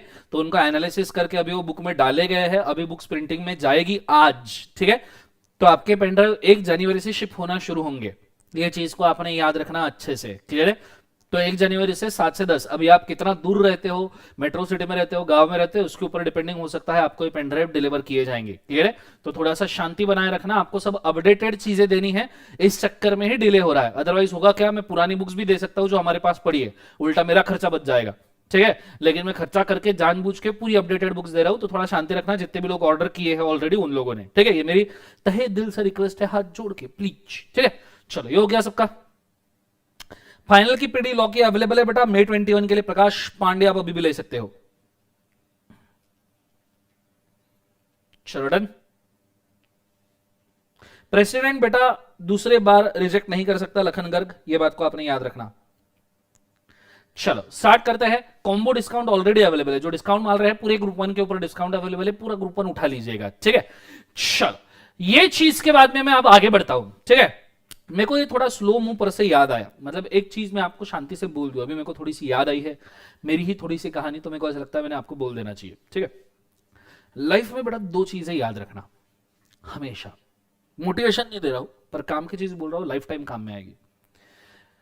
फर्स्ट चीज, जैसे आज आपको हो रहा है, अभी हमारा तीसरा अगर लेक्चर शुरू है, अभी आपको ऐसा लग रहा होगा यार क्या चल रहा है लाइफ में, पढ़ाई करनी पड़ रही है, मोबाइल के ऊपर लेक्चर देख रहे हैं, रिजल्ट तक के वेट करना है, रिजल्ट तक के वेट भी कर नहीं पा रहे हैं, ये आपको लग रहा होगा। सीए करते वक्त ये कई बार लगता है, आप फाउंडेशन के थ्रू गुजरे हो, आपको एक्सपीरियंस आया होगा ऑलरेडी कि ये कई बार लगता है कि यार जाने दे, मैं क्या कर रहा हूँ, फ्रस्ट्रेशन आ रहा है। मेरे को भी लगता था, नॉट इशू। जैसे आज सब लोगों को मैं स्लो देख रहा हूँ तो मेरे को थोड़ा सा लग रहा है कि आज थोड़े स्लो हुए हैं, तो कुछ लोग शायद थोड़े से डीमोटिवेटेड होंगे, यार क्या चल रहा है, जिनको रिजल्ट का टेंशन आया होगा। देखो बेटा, एक बात आपने याद रखना, बहुत सिंपल चीज है। पास या सक्सेस हम जिसको कहते हैं, वो उसको नहीं मिलती जो अच्छे समय में ही काम करते रहता है। अच्छा समय चल रहा है तो कोई भी काम कर लेगा, मेरा अच्छा समय चल रहा है मैं अच्छे से पढ़ा दूंगा, लेकिन पास या सक्सेस बस उसी को मिलती है, इसको तो गारंटीड मिलती है, जो बंदा समय बुरा भी हो या स्मूथ भी हो या डाउन भी हो तो भी काम करते रहता है। समझो आज तुम्हारी पढ़ने की इच्छा नहीं हुई, हो सकता है संडे हो, संडे मॉर्निंग को तुम उठे सवेरे 7 बजे, तुम्हारी नींद खुल गई, 6 बजे नींद खुल गई, अब तुम सोचे यार आज संडे है, जाने देते हैं, रहने देते हैं। लेकिन कल तुम प्लान बना के बैठे थे, कल ही तुमने प्लान बनाया, प्लान तो हम इतने बनाते हैं जिंदगी में, आपको भी पता है, कल ही तुमने बैठ के बुक पे प्लान बनाया था कि कल से पढ़ूंगा, और आज जब तुम उठे तुम्हारी मन में इच्छा नहीं जाग रही कि आज मैं पढ़ूंगा, तुम पड़े हुए हो बेड में। ऐसा समय बहुत बार आएगा। यही वो समय होता है जब दिमाग करना बंद और काम करना शुरू। आपको क्या लगता है ये जितने भी लोग सक्सेसफुल हुए हैं, एक मैं आपको सिंपल एग्जांपल देता हूं, रोनाल्डो। रोनाल्डो दुनिया का बेस्ट प्लेयर माना जाता है, लियोनेल मेसी, अभी तो लियोनेल मेसी से भी ज्यादा रोनाल्डो को ही माना जाता है, भले मेसी का भले ही बीच में नाम क्यों ना हुआ हो। रोनाल्डो का रिकॉर्ड रहा है कि वो पूरे टीम के साथ पहले प्रैक्टिस करता है थ्रू आउट द डे, और उसके बाद 3 घंटे का, कम से कम 3 घंटे का, दुनिया का वर्ल्ड्स बेस्ट फुटबॉल प्लेयर पूरी टीम के साथ पूरी प्रैक्टिस खत्म होने के बाद 3 घंटे तक खुद की अलग से प्रैक्टिस करता है, खुद का अलग से कार्डियो करता है, खुद की अलग से स्पीड डेवलपमेंट, जिन चीजों के ऊपर उसको वर्क करना है वो करता है। ये बंदा इतना डेडिकेटेड है कि डाइट में कौन से समय पे, कौन से टाइम पे, कौन से सेकंड पे कौन सी चीज खानी है, वही चीज वो खा सकता है। तो आप बोलोगे कि सर ये तो कि जिसके पास पैसा है वो कोई भी कर सकता है, रोनाल्डो के पास तो इतना पैसा है वो तो कर ही सकता है, विराट कोहली देख लो उसके पास भी इतना पैसा हो तो कर ही सकता है ना। बेटा, इन लोगों के पास सक्सेस और पैसा आया क्योंकि इन्होंने ये चीज ऑलरेडी शुरू कर दी थी। कभी ऐसा नहीं होता कि पैसा आने के बाद आप शेड्यूल लगाते हो, शेड्यूल आपका पहले लग जाता है, पैसा और सक्सेस बाद में आता है। आपको शायद नहीं पता, रोनाल्डो की जो मॉम थी, मैं अभी पढ़ रहा था कुछ दिन पहले, रोनाल्डो की जो मॉम थी वो घर घर जाके काम कर रही थी, और रोनाल्डो फुटबॉल सीख पाए इसलिए उसकी मॉम ने डे एंड नाइट शिफ्ट की है। कुछ कुछ दिन तो उन्होंने नियरली 20-20 घंटे तक काम किया है कि उसकी फुटबॉल की ट्रेनिंग की फीस पे की जा सके।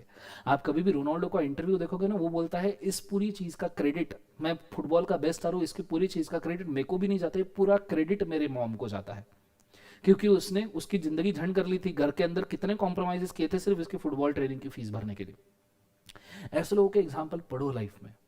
आपको क्या लगता है रोनाल्डो बेस्ट फुटबॉल प्लेयर होता अगर संडे मॉर्निंग को वो सोचता था कि नहीं आज तो संडे, आज तो मैं छुट्टी लूंगा, आज मैं कोई ट्रेनिंग नहीं करूंगा, क्या वो रोनाल्डो बनता था?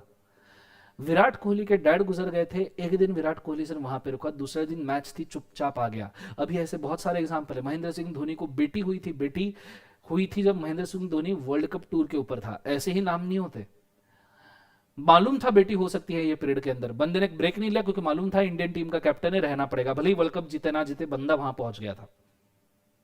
ये चीजें होती है, ये लोग ऐसे ही नहीं बनते, नाम कमाने के लिए कुछ करना पड़ता है भाई। आप अगर बोल रहे हो कि मैं स्लो हो गया और मैं नहीं पढ़ पाऊंगा क्योंकि आज संडे है, भैया मेहनत में कोई संडे नहीं होता और ना ही हो पाता है। हाँ मैं मनाता हूं, लेकिन मैं कब मनाता हूं? जब हाथ के काम थोड़े से लूज हो जाए। आपको क्या लगता है हमारा नाम ऐसे ही हुआ? हम टीचर है, हमारा नाम ऐसे ही हुआ? हमारे भी वो दिन थे, आप अगर 7-8 साल पहले मेरे को मिलते थे जब मैंने मेरा टीचिंग शुरू किया था, तो आप देख सकते थे दिन भर 9-10 घंटे क्लास लेने के बाद में रात को 2-3 घंटे जाके नोट्स बनाता था, 2-2 बजे तक जाग के। ऐसे नहीं मिलता भाई नाम, बिल्कुल नहीं मिलेगा। संडे मनाने वालों को तो बिल्कुल नहीं मिलेगा, रिजल्ट तक के वेट करने वालों को भी नहीं मिलेगा। मेहनत ताबड़तोड़ चाहिए। तुमको सीए की डिग्री चाहिए ना, तो मेहनत भी वैसी ही चाहिए। मैंने आपको कल ही बोल दिया था, जिस दिन तुम पोटेंशियली और नॉलेज वाइज सीए बन जाओगे, इंस्टीट्यूट के पास में भी ऑप्शन नहीं रहेगा पास करने के सिवा। मेरी सेकंड अटेम्प्ट थी, फर्स्ट अटेम्प्ट में सीए फाइनल फेल आदमी हूं भाई, मैं अपफ्रंट बोलता हूं, सबको बोलता हूं, किसी से मैं ये छुपाता नहीं हूं।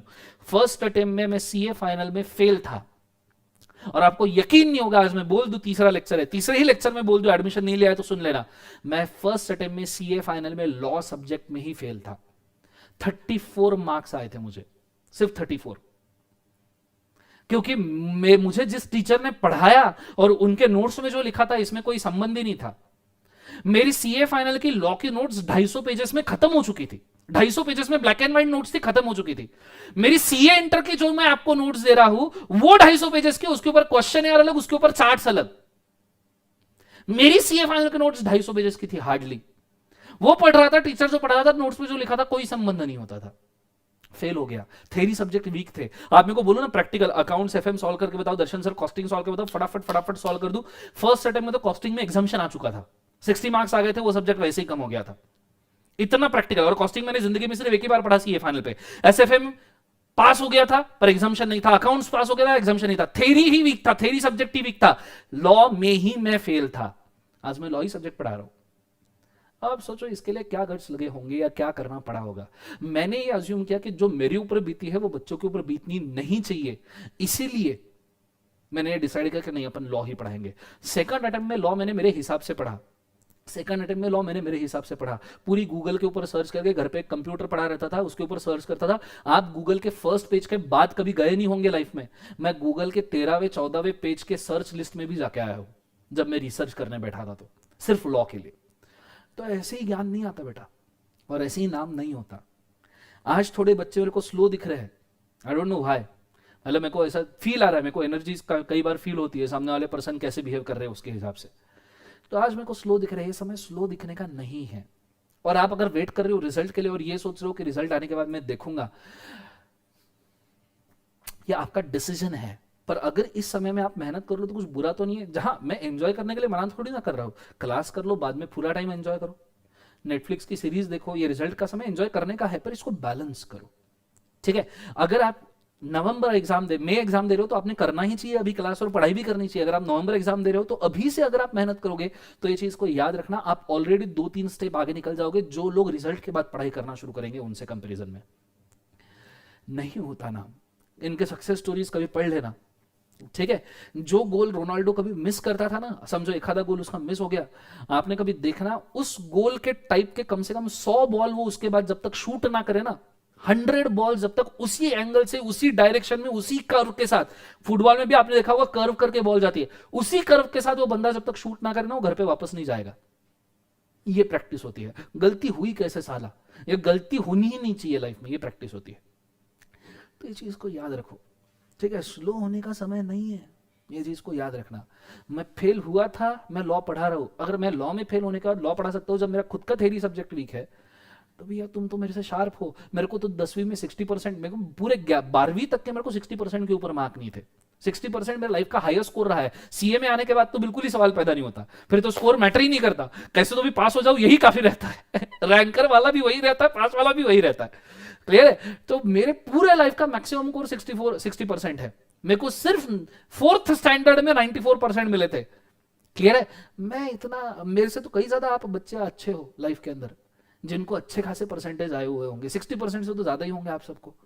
सो प्लीज डू गुड, ऐसे समय वेस्ट ना करो, और कोई दिक्कत नहीं, पढ़ो, ताकत से पढ़ो, हम हैं पढ़ाने के लिए। ऐसे ही थोड़ी ना, हमें मालूम था रिजल्ट तक के बच्चा नहीं पढ़ने वाला, इसलिए हम लेकर आए कि भाई नहीं, फ्री ऑफ कॉस्ट पढ़ाते पहले 15-20 लेक्चर, कोई दिक्कत नहीं, एटलीस्ट बच्चा डिसिप्लिन में तो आएगा। नहीं तो हमको ये लेक्चर पेनड्राइव में देने के लिए क्या तकलीफ थी, हम वैसे भी दे सकते थे, एनक्रिप्ट करते थे, पेनड्राइव में आपको दे देते थे, हमको लाइव आने की जरूरत क्या थी। ये सिर्फ इसीलिए, ये पूरी मेहनत सिर्फ इसलिए चल रही है क्योंकि रिजल्ट तक का समय आप ना गवाओ, बस इतनी ही रिक्वेस्ट है। समझ में आ रहा है सबको, हाँ ना। तो आई गेस आइडिया आ चुका होगा, ठीक है। पढ़ो तो हद करो वरना प्रोग्राम रद्द करो। जिंदगी रूढ़ है तो हम भी बड़े डूड है, ये चीज को याद रखना। जिंदगी रूढ़ है, जिंदगी बुरे समय दिखाएगी, अच्छे समय दिखाएगी, जिंदगी रूढ़ है पर अपन भी बहुत डूड है, ये चीज को याद रखना। कंसेप्ट समझ में आया, फाइट करते रहना, पढ़ते रहना, अपने पास दूसरा ऑप्शन नहीं है लाइफ के अंदर। चलो इसी ज्ञानदान के साथ आई होप सो आपको समझ में आया होगा मैं क्या कहना चाहता हूं, ठीक है। स्लो ना होइएगा, बहुत जरूरी है तुमको पढ़ना, तुम्हारा फ्यूचर तुम्हारे हाथ में। मैं अगर तुम्हारी जगह पे एग्जाम दे सकता तो मैं पास करवा देता था, पर ये हो नहीं सकता। खुद का ज्ञान खुद ही को समझना पड़ेगा। और मैं एग्जाम दे दूं तो फायदा क्या तुम्हें, फिर दर्शन खरीद 150-200 बार सीए बन जाएगा वो एक और बार, और हमें तो कोई टेंशन है नहीं, हम तो दे देंगे, ठीक है। चलो शुरू करते हैं, कॉन्सेंट्रेट करना अच्छे तरीके से, ध्यान देना। सो जिंदगी रूढ़ है, हम भी बड़े रूढ़ है, ध्यान देना। सो ये हो गया आपका लॉ पास करने का प्रोसेस। अब मैं बढ़ रहा हूं बच्चों आगे, अपने पास नियरली हाफ आवर और बचा है, 11:45 तक आज खींचेंगे अपन, 15 मिनट ज्यादा, ठीक है। ये चीज को आपने याद रखना, 15 मिनट ज्यादा थोड़ा सा अपन खींचेंगे, आज अपन अच्छी चीजें पढ़ के जाएंगे लाइफ में, ठीक है। लेट्स गो, आ जाइए। अब इसके बाद में मैं आपको Jammu and Kashmir article number 370 क्यों डिस्कार्ड हुआ उसके कुछ पॉइंट्स बोलना चाहूंगा जानबूझ के, क्योंकि बहुत सारे बच्चों ने जम्मू एंड कश्मीर क्यों डिस्कार्ड हुआ, आर्टिकल नंबर 370 क्यों डिस्कार्ड हुआ, ये बहुत सारे बच्चों ने सुना होगा कि डिस्कार्ड हो गया, पर क्यों डिस्कार्ड हुआ उसके रीजन नहीं पता होंगे। तो आपको लेके जाऊं वहां पे, और यहां पे थोड़ा सा देशभक्ति की बात आ जाएगी, क्योंकि बहुत जरूरी आपको पता होना कि जम्मू एंड कश्मीर को यूनियन टेरिटरी बीजेपी ने क्यों बनाया, और ये अपोजिशन में जो लोग चिल्ला रहे हो फालतू लोग क्यों है, ये आपको यहां पे समझ में आ जाएगा। आइए देखते हैं कि जम्मू कश्मीर के साथ क्या हो रहा था। सबसे पहली बात, आपको शायद नहीं पता, तो पूरे इंडिया में सभी गवर्नमेंट प्लेसेस के ऊपर, आप पुलिस स्टेशन बोल लो, हॉस्पिटल्स बोल लो, सभी गवर्नमेंट प्लेसेस के ऊपर इंडिया का फ्लैग लहराता है, सिर्फ इंडिया का फ्लैग। आपको यकीन नहीं होगा, जम्मू कश्मीर स्टेट में ऐसा हुआ करता था कि जम्मू कश्मीर में पहले जम्मू कश्मीर का स्टेट फ्लैग ऊपर जाता था, स्टेट का उनका फ्लैग है जम्मू एंड कश्मीर का, तुमने तुम्हारे स्टेट का कभी फ्लैग नहीं देखा होगा, ये जम्मू एंड कश्मीर का स्टेट फ्लैग बना के रखा था पॉलिटिशियंस में। इनमें लोगों का कोई हाथ नहीं है, लोग तो अच्छे ही होते हैं सब जगह के, किसी भी आदमी को वायलेंस पसंद नहीं होता। मैं महाराष्ट्र में हूं, कल महाराष्ट्र की हालत जम्मू कश्मीर जैसी अगर हो जाए तो मैं वायलेंस बिल्कुल नहीं मैं चाहूंगा, मैं तो चाहूंगा भैया शांति बनी रहे, लोगों की जान इसमें क्यों जाए। लोग नहीं, ये पॉलिटिकल एजेंडा है, पॉलिटिशियन ही बहुत बेकार लोग हैं, ठीक है, और सभी बेकार है, सभी बेकार है, ये सब हमको मिलकर पागल बना रहे हैं, ठीक है, जो भी है, बट उसमें से अब जो कम से कम पागल बनाए उसको अपने को वोट देना है, बात खत्म। सो भैया जम्मू कश्मीर का स्टेट फ्लैग पहले ऊपर जाता था, बाद में इंडिया का फ्लैग ऊपर जाता था, और उतरते वक्त इंडिया का फ्लैग नीचे आता था, बाद में जम्मू एंड कश्मीर का फ्लैग नीचे आता था। कैसे? ये इंडिपेंडेंट इंडिया का पार्ट है ना यार, आपका फ्लैग ऐसे अलग कैसे हो सकता है। दूसरी बात सुनो, एक एक चीज सुनो, क्यों 370 चला गया, क्यों अभी Jammu and Kashmir union territory हमारे काम में है, क्योंकि आपने कॉन्ट्रैक्ट एक्ट में बचपन में पढ़ा होगा कि contract act is not applicable to the state of Jammu and Kashmir. क्यों एप्लीकेबल नहीं होता था, अगर पढ़ा होगा तो उसके पीछे रीजन थे, पर अभी एप्लीकेबल होता है क्योंकि इंडिया का पार्ट है। हर इंडियन, हर जम्मू कश्मीर के सिटीजन को 2 सिटीजनशिप मिलती थी। मुझे बता आपकी सिटीजनशिप क्या है, आप अभी इंडिया के सिटीजन हो, you are the citizen of India right now. वैसे एक खास बात और पूछूं, चलो 2 मिनट के लिए पूछता हूं, मुझे एक बात का जवाब देना, सब मिलकर एक बात का जवाब देना, इमेजिन करके कमेंट में मेरे को जवाब चाहिए बच्चों आपसे, क्या आप इंडिया के सिटीजन हो? जरा जवाब दो सवाल का, क्या आप इंडिया के सिटीजन हो? फटाफट बताइए, whether you are citizen of India, हो या नहीं हो? फटाफट, नहीं बोल पा रहे है। सो भैया आप इंडिया के सिटीजन हो ऑब्वियसली ना। चलो मैं आपको एक बात बताऊं, आप पैदाइशी इंडिया के सिटीजन नहीं हो, पर मैं पैदाइशी इंडिया का सिटीजन हूं। कैसे? मैं हूं सिटीजन, मैं पैदा होते से सिटीजन बन गया, पर आप नहीं बने, ये बात को आपने याद रखना, आप इंडिया के सिटीजन नहीं हो। सर क्या मजाक कर रहे हो, मेरे सब पैरों के नीचे से इंडिया की जमीन खिसक गई सर। हां, आप इंडिया के सिटीजन नहीं हो, आपके लिए कुछ अलग प्रोसेस है इंडिया के सिटीजन बनने की, पर मैं जैसे ही पैदा हुआ मैं इंडिया का सिटीजन बन गया था। कैसे? आपको एक मस्त मंत्र बोलता हूं, ये कॉन्स्टिट्यूशन ऑफ इंडिया में लिखा हुआ है, इसके ऊपर रिसर्च मैंने बोला ना 12-13 पेज गूगल के सर्च तक मैं जा चुका हूं, तो उसके अंदर मैंने ये चीज देखी थी, नॉलेज के लिए बोलता हूं, याद रखना, ठीक है।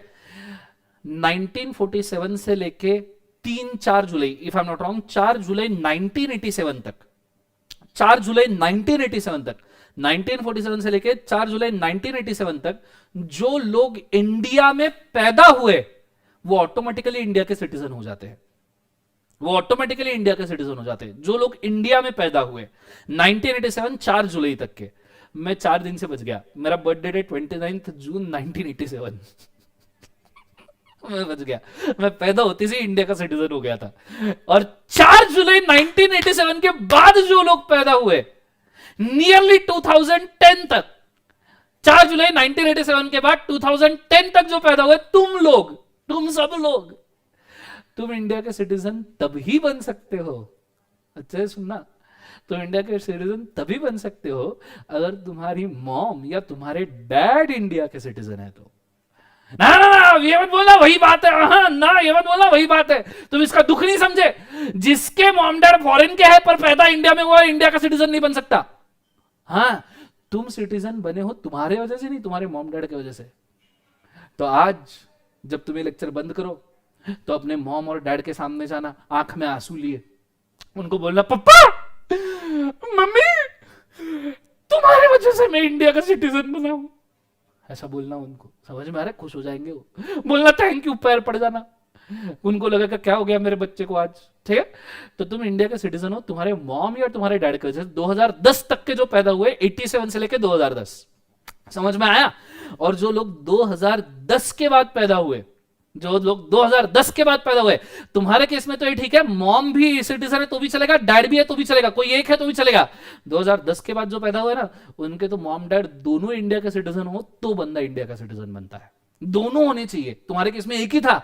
अब जब तुम्हारे बच्चे होंगे, तुम्हारे बच्चे जब होंगे, ठीक है, अब तुम्हारे बच्चे कब होंगे पता नहीं, ऐसी हरकतें मत करना कि जिंदगी पे मारो ऐसा छापा कि हर गली से आवाज आए पापा पापा, ये हरकतें मत करना, ठीक है।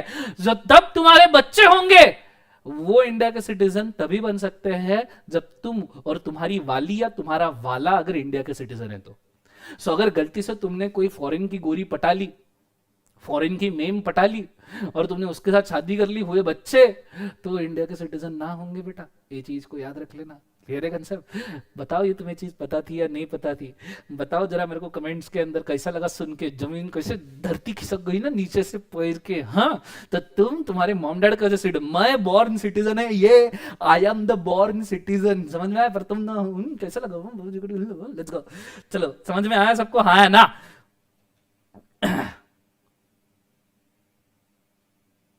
चलो कोई बात नहीं, बहुत बढ़िया, आप समझ में आया? नॉलेज मिलने से मतलब है, आप भी सिटीजन है, मैं भी सिटीजन है, इतना अभी मैं मतलब मजाक मजाक में बोल रहा था, इतना पर्सनली मत लेना, नहीं तो आके काला मारेगा मेरे को घर पे।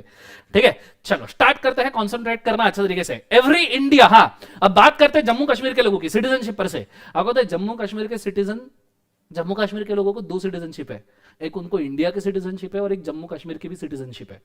इसलिए पता है हमारे सेंट्रल और स्टेट इलेक्शन में एक ही वोटिंग लिस्ट निकलती है, उसी वोटिंग लिस्ट पे हम मोदी जी को भी वोट कर सकते हैं और हमारे चीफ मिनिस्टर को भी वोट कर सकते हैं। पर इसी वजह से आपको शायद नहीं पता, जम्मू एंड कश्मीर में 2 वोटिंग लिस्ट है, सेंट्रल वालों की वोटिंग लिस्ट अलग है और स्टेट वालों की अलग। जो इंडिया के सिटीजन है वो सिर्फ सेंटर के वोटिंग लिस्ट पे वोट कर सकते हैं, मतलब मोदी जी के सरकार के ऊपर। लेकिन जो स्टेट के सिटीजन नहीं है वो जम्मू कश्मीर का चीफ मिनिस्टर सिलेक्ट करने के लिए वोट नहीं कर सकते। ये बहुत बड़ी बात है, वो जम्मू एंड कश्मीर का चीफ मिनिस्टर सिलेक्ट करने के लिए वोट नहीं कर सकते जो स्टेट के नहीं है। हमारे केस में ऐसा नहीं होता है कि वोटिंग लिस्ट निकलती है, हम ही चीफ मिनिस्टर चूज करेंगे, हम ही प्राइम मिनिस्टर। जम्मू कश्मीर में ऐसा नहीं होता था। अगला, जम्मू कश्मीर में कुछ टैक्सेस थे ही नहीं, वेल्थ टैक्स नहीं था, अर्बन टैक्स नहीं था। हमारी जिंदगी में तो इतने टैक्सेस है, जीने से लेकर मरने तक टैक्स है। मतलब मैं तो इतने टैक्सेस पे करता हूं, कभी कभी तो मेरी इच्छा हो जाती है। मतलब देखो, सबसे पहले जीएसटी जो तुम ही लोग देते हो वो तो गवर्नमेंट को 18% जाता है, उसके बाद में टीडीएस कटता है, उसके बाद में प्रोफेशनल टैक्स कटता है और वो भी 30-40% तक के कटता है। मतलब कई बार तो इच्छा ये हो जाती है, गवर्नमेंट को लगता है एक काम करो, मेरा पूरा इनकम तुम रख लो, टैक्स मेरे को दे दो। इतना टैक्स भरना पड़ता है जिंदगी के अंदर, तो तुम भी इतना ही टैक्स भरो। मेरी दुआ है कि तुम सरचार्ज वाले लेवल के अंदर आ जाओ। क्लियर है आंसर? तो ही जाके कमाई होगी जिंदगी में। पर जम्मू कश्मीर के लोगों को यह नहीं लगता था।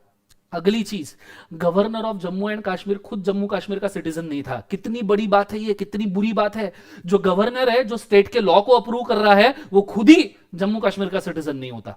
मतलब क्या बोलना, क्योंकि गवर्नर को सेंटर अपॉइंट करता है, तो ये बोलते थे सेंटर ने अपॉइंट किया, वो बंदा किसी कोई भी हमारा नहीं है, पॉलिटिशियंस।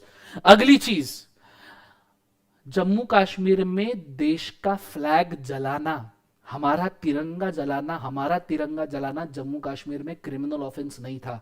इंडिया के हर राज्य में, इवन अंडमान निकोबार में भी ये क्रिमिनल ऑफेंस है। अगर आप तिरंगा जलाने की कोशिश करो ना, आपको उठा के जेल में डाल देंगे 6 महीने से लेके 7 साल, ऊपर से फाइन लग सकता है 5 लाख रुपए तक का। जम्मू कश्मीर में ये ऑफेंस नहीं था।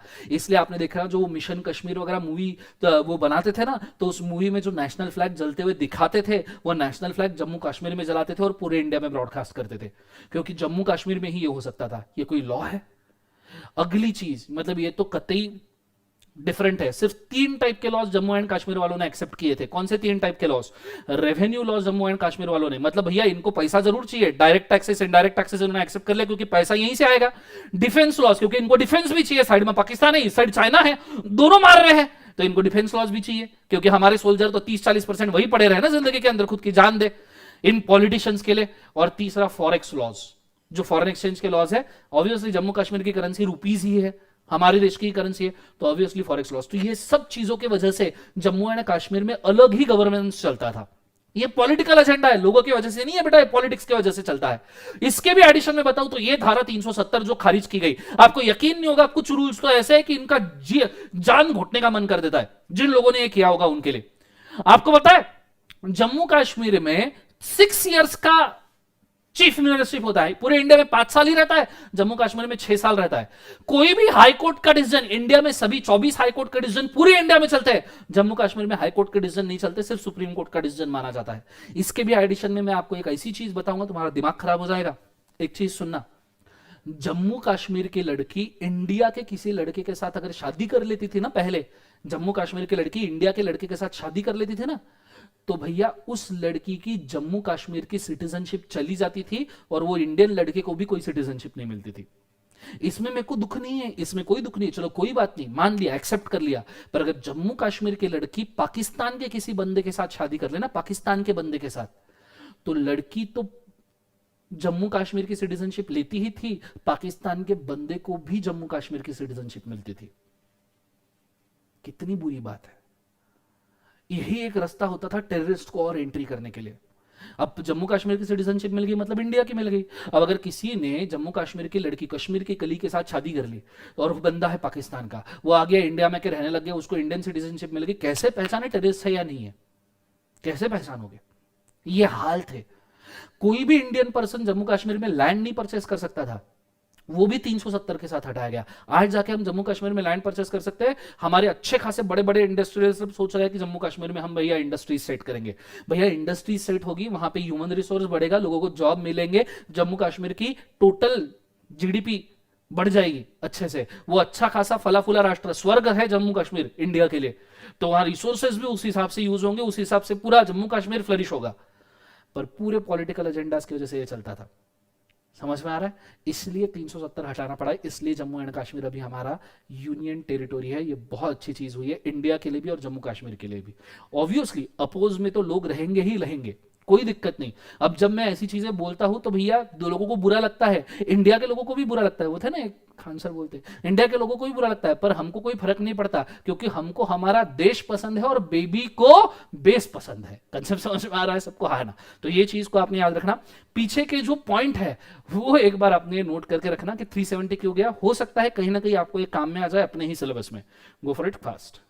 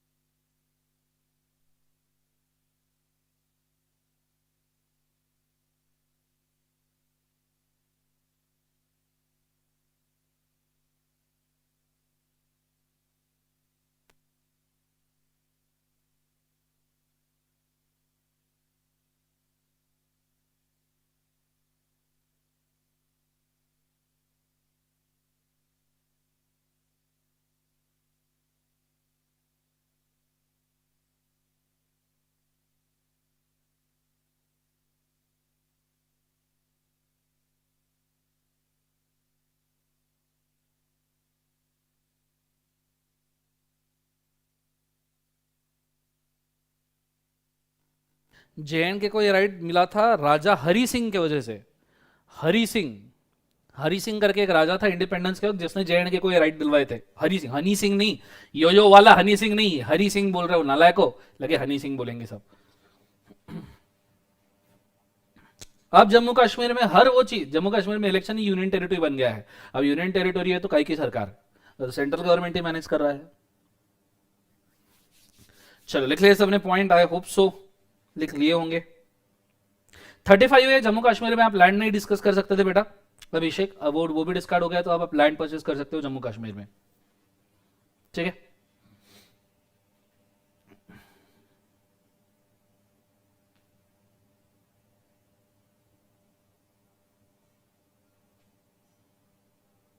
लिख लीजिए फटाफट लिख लीजिए।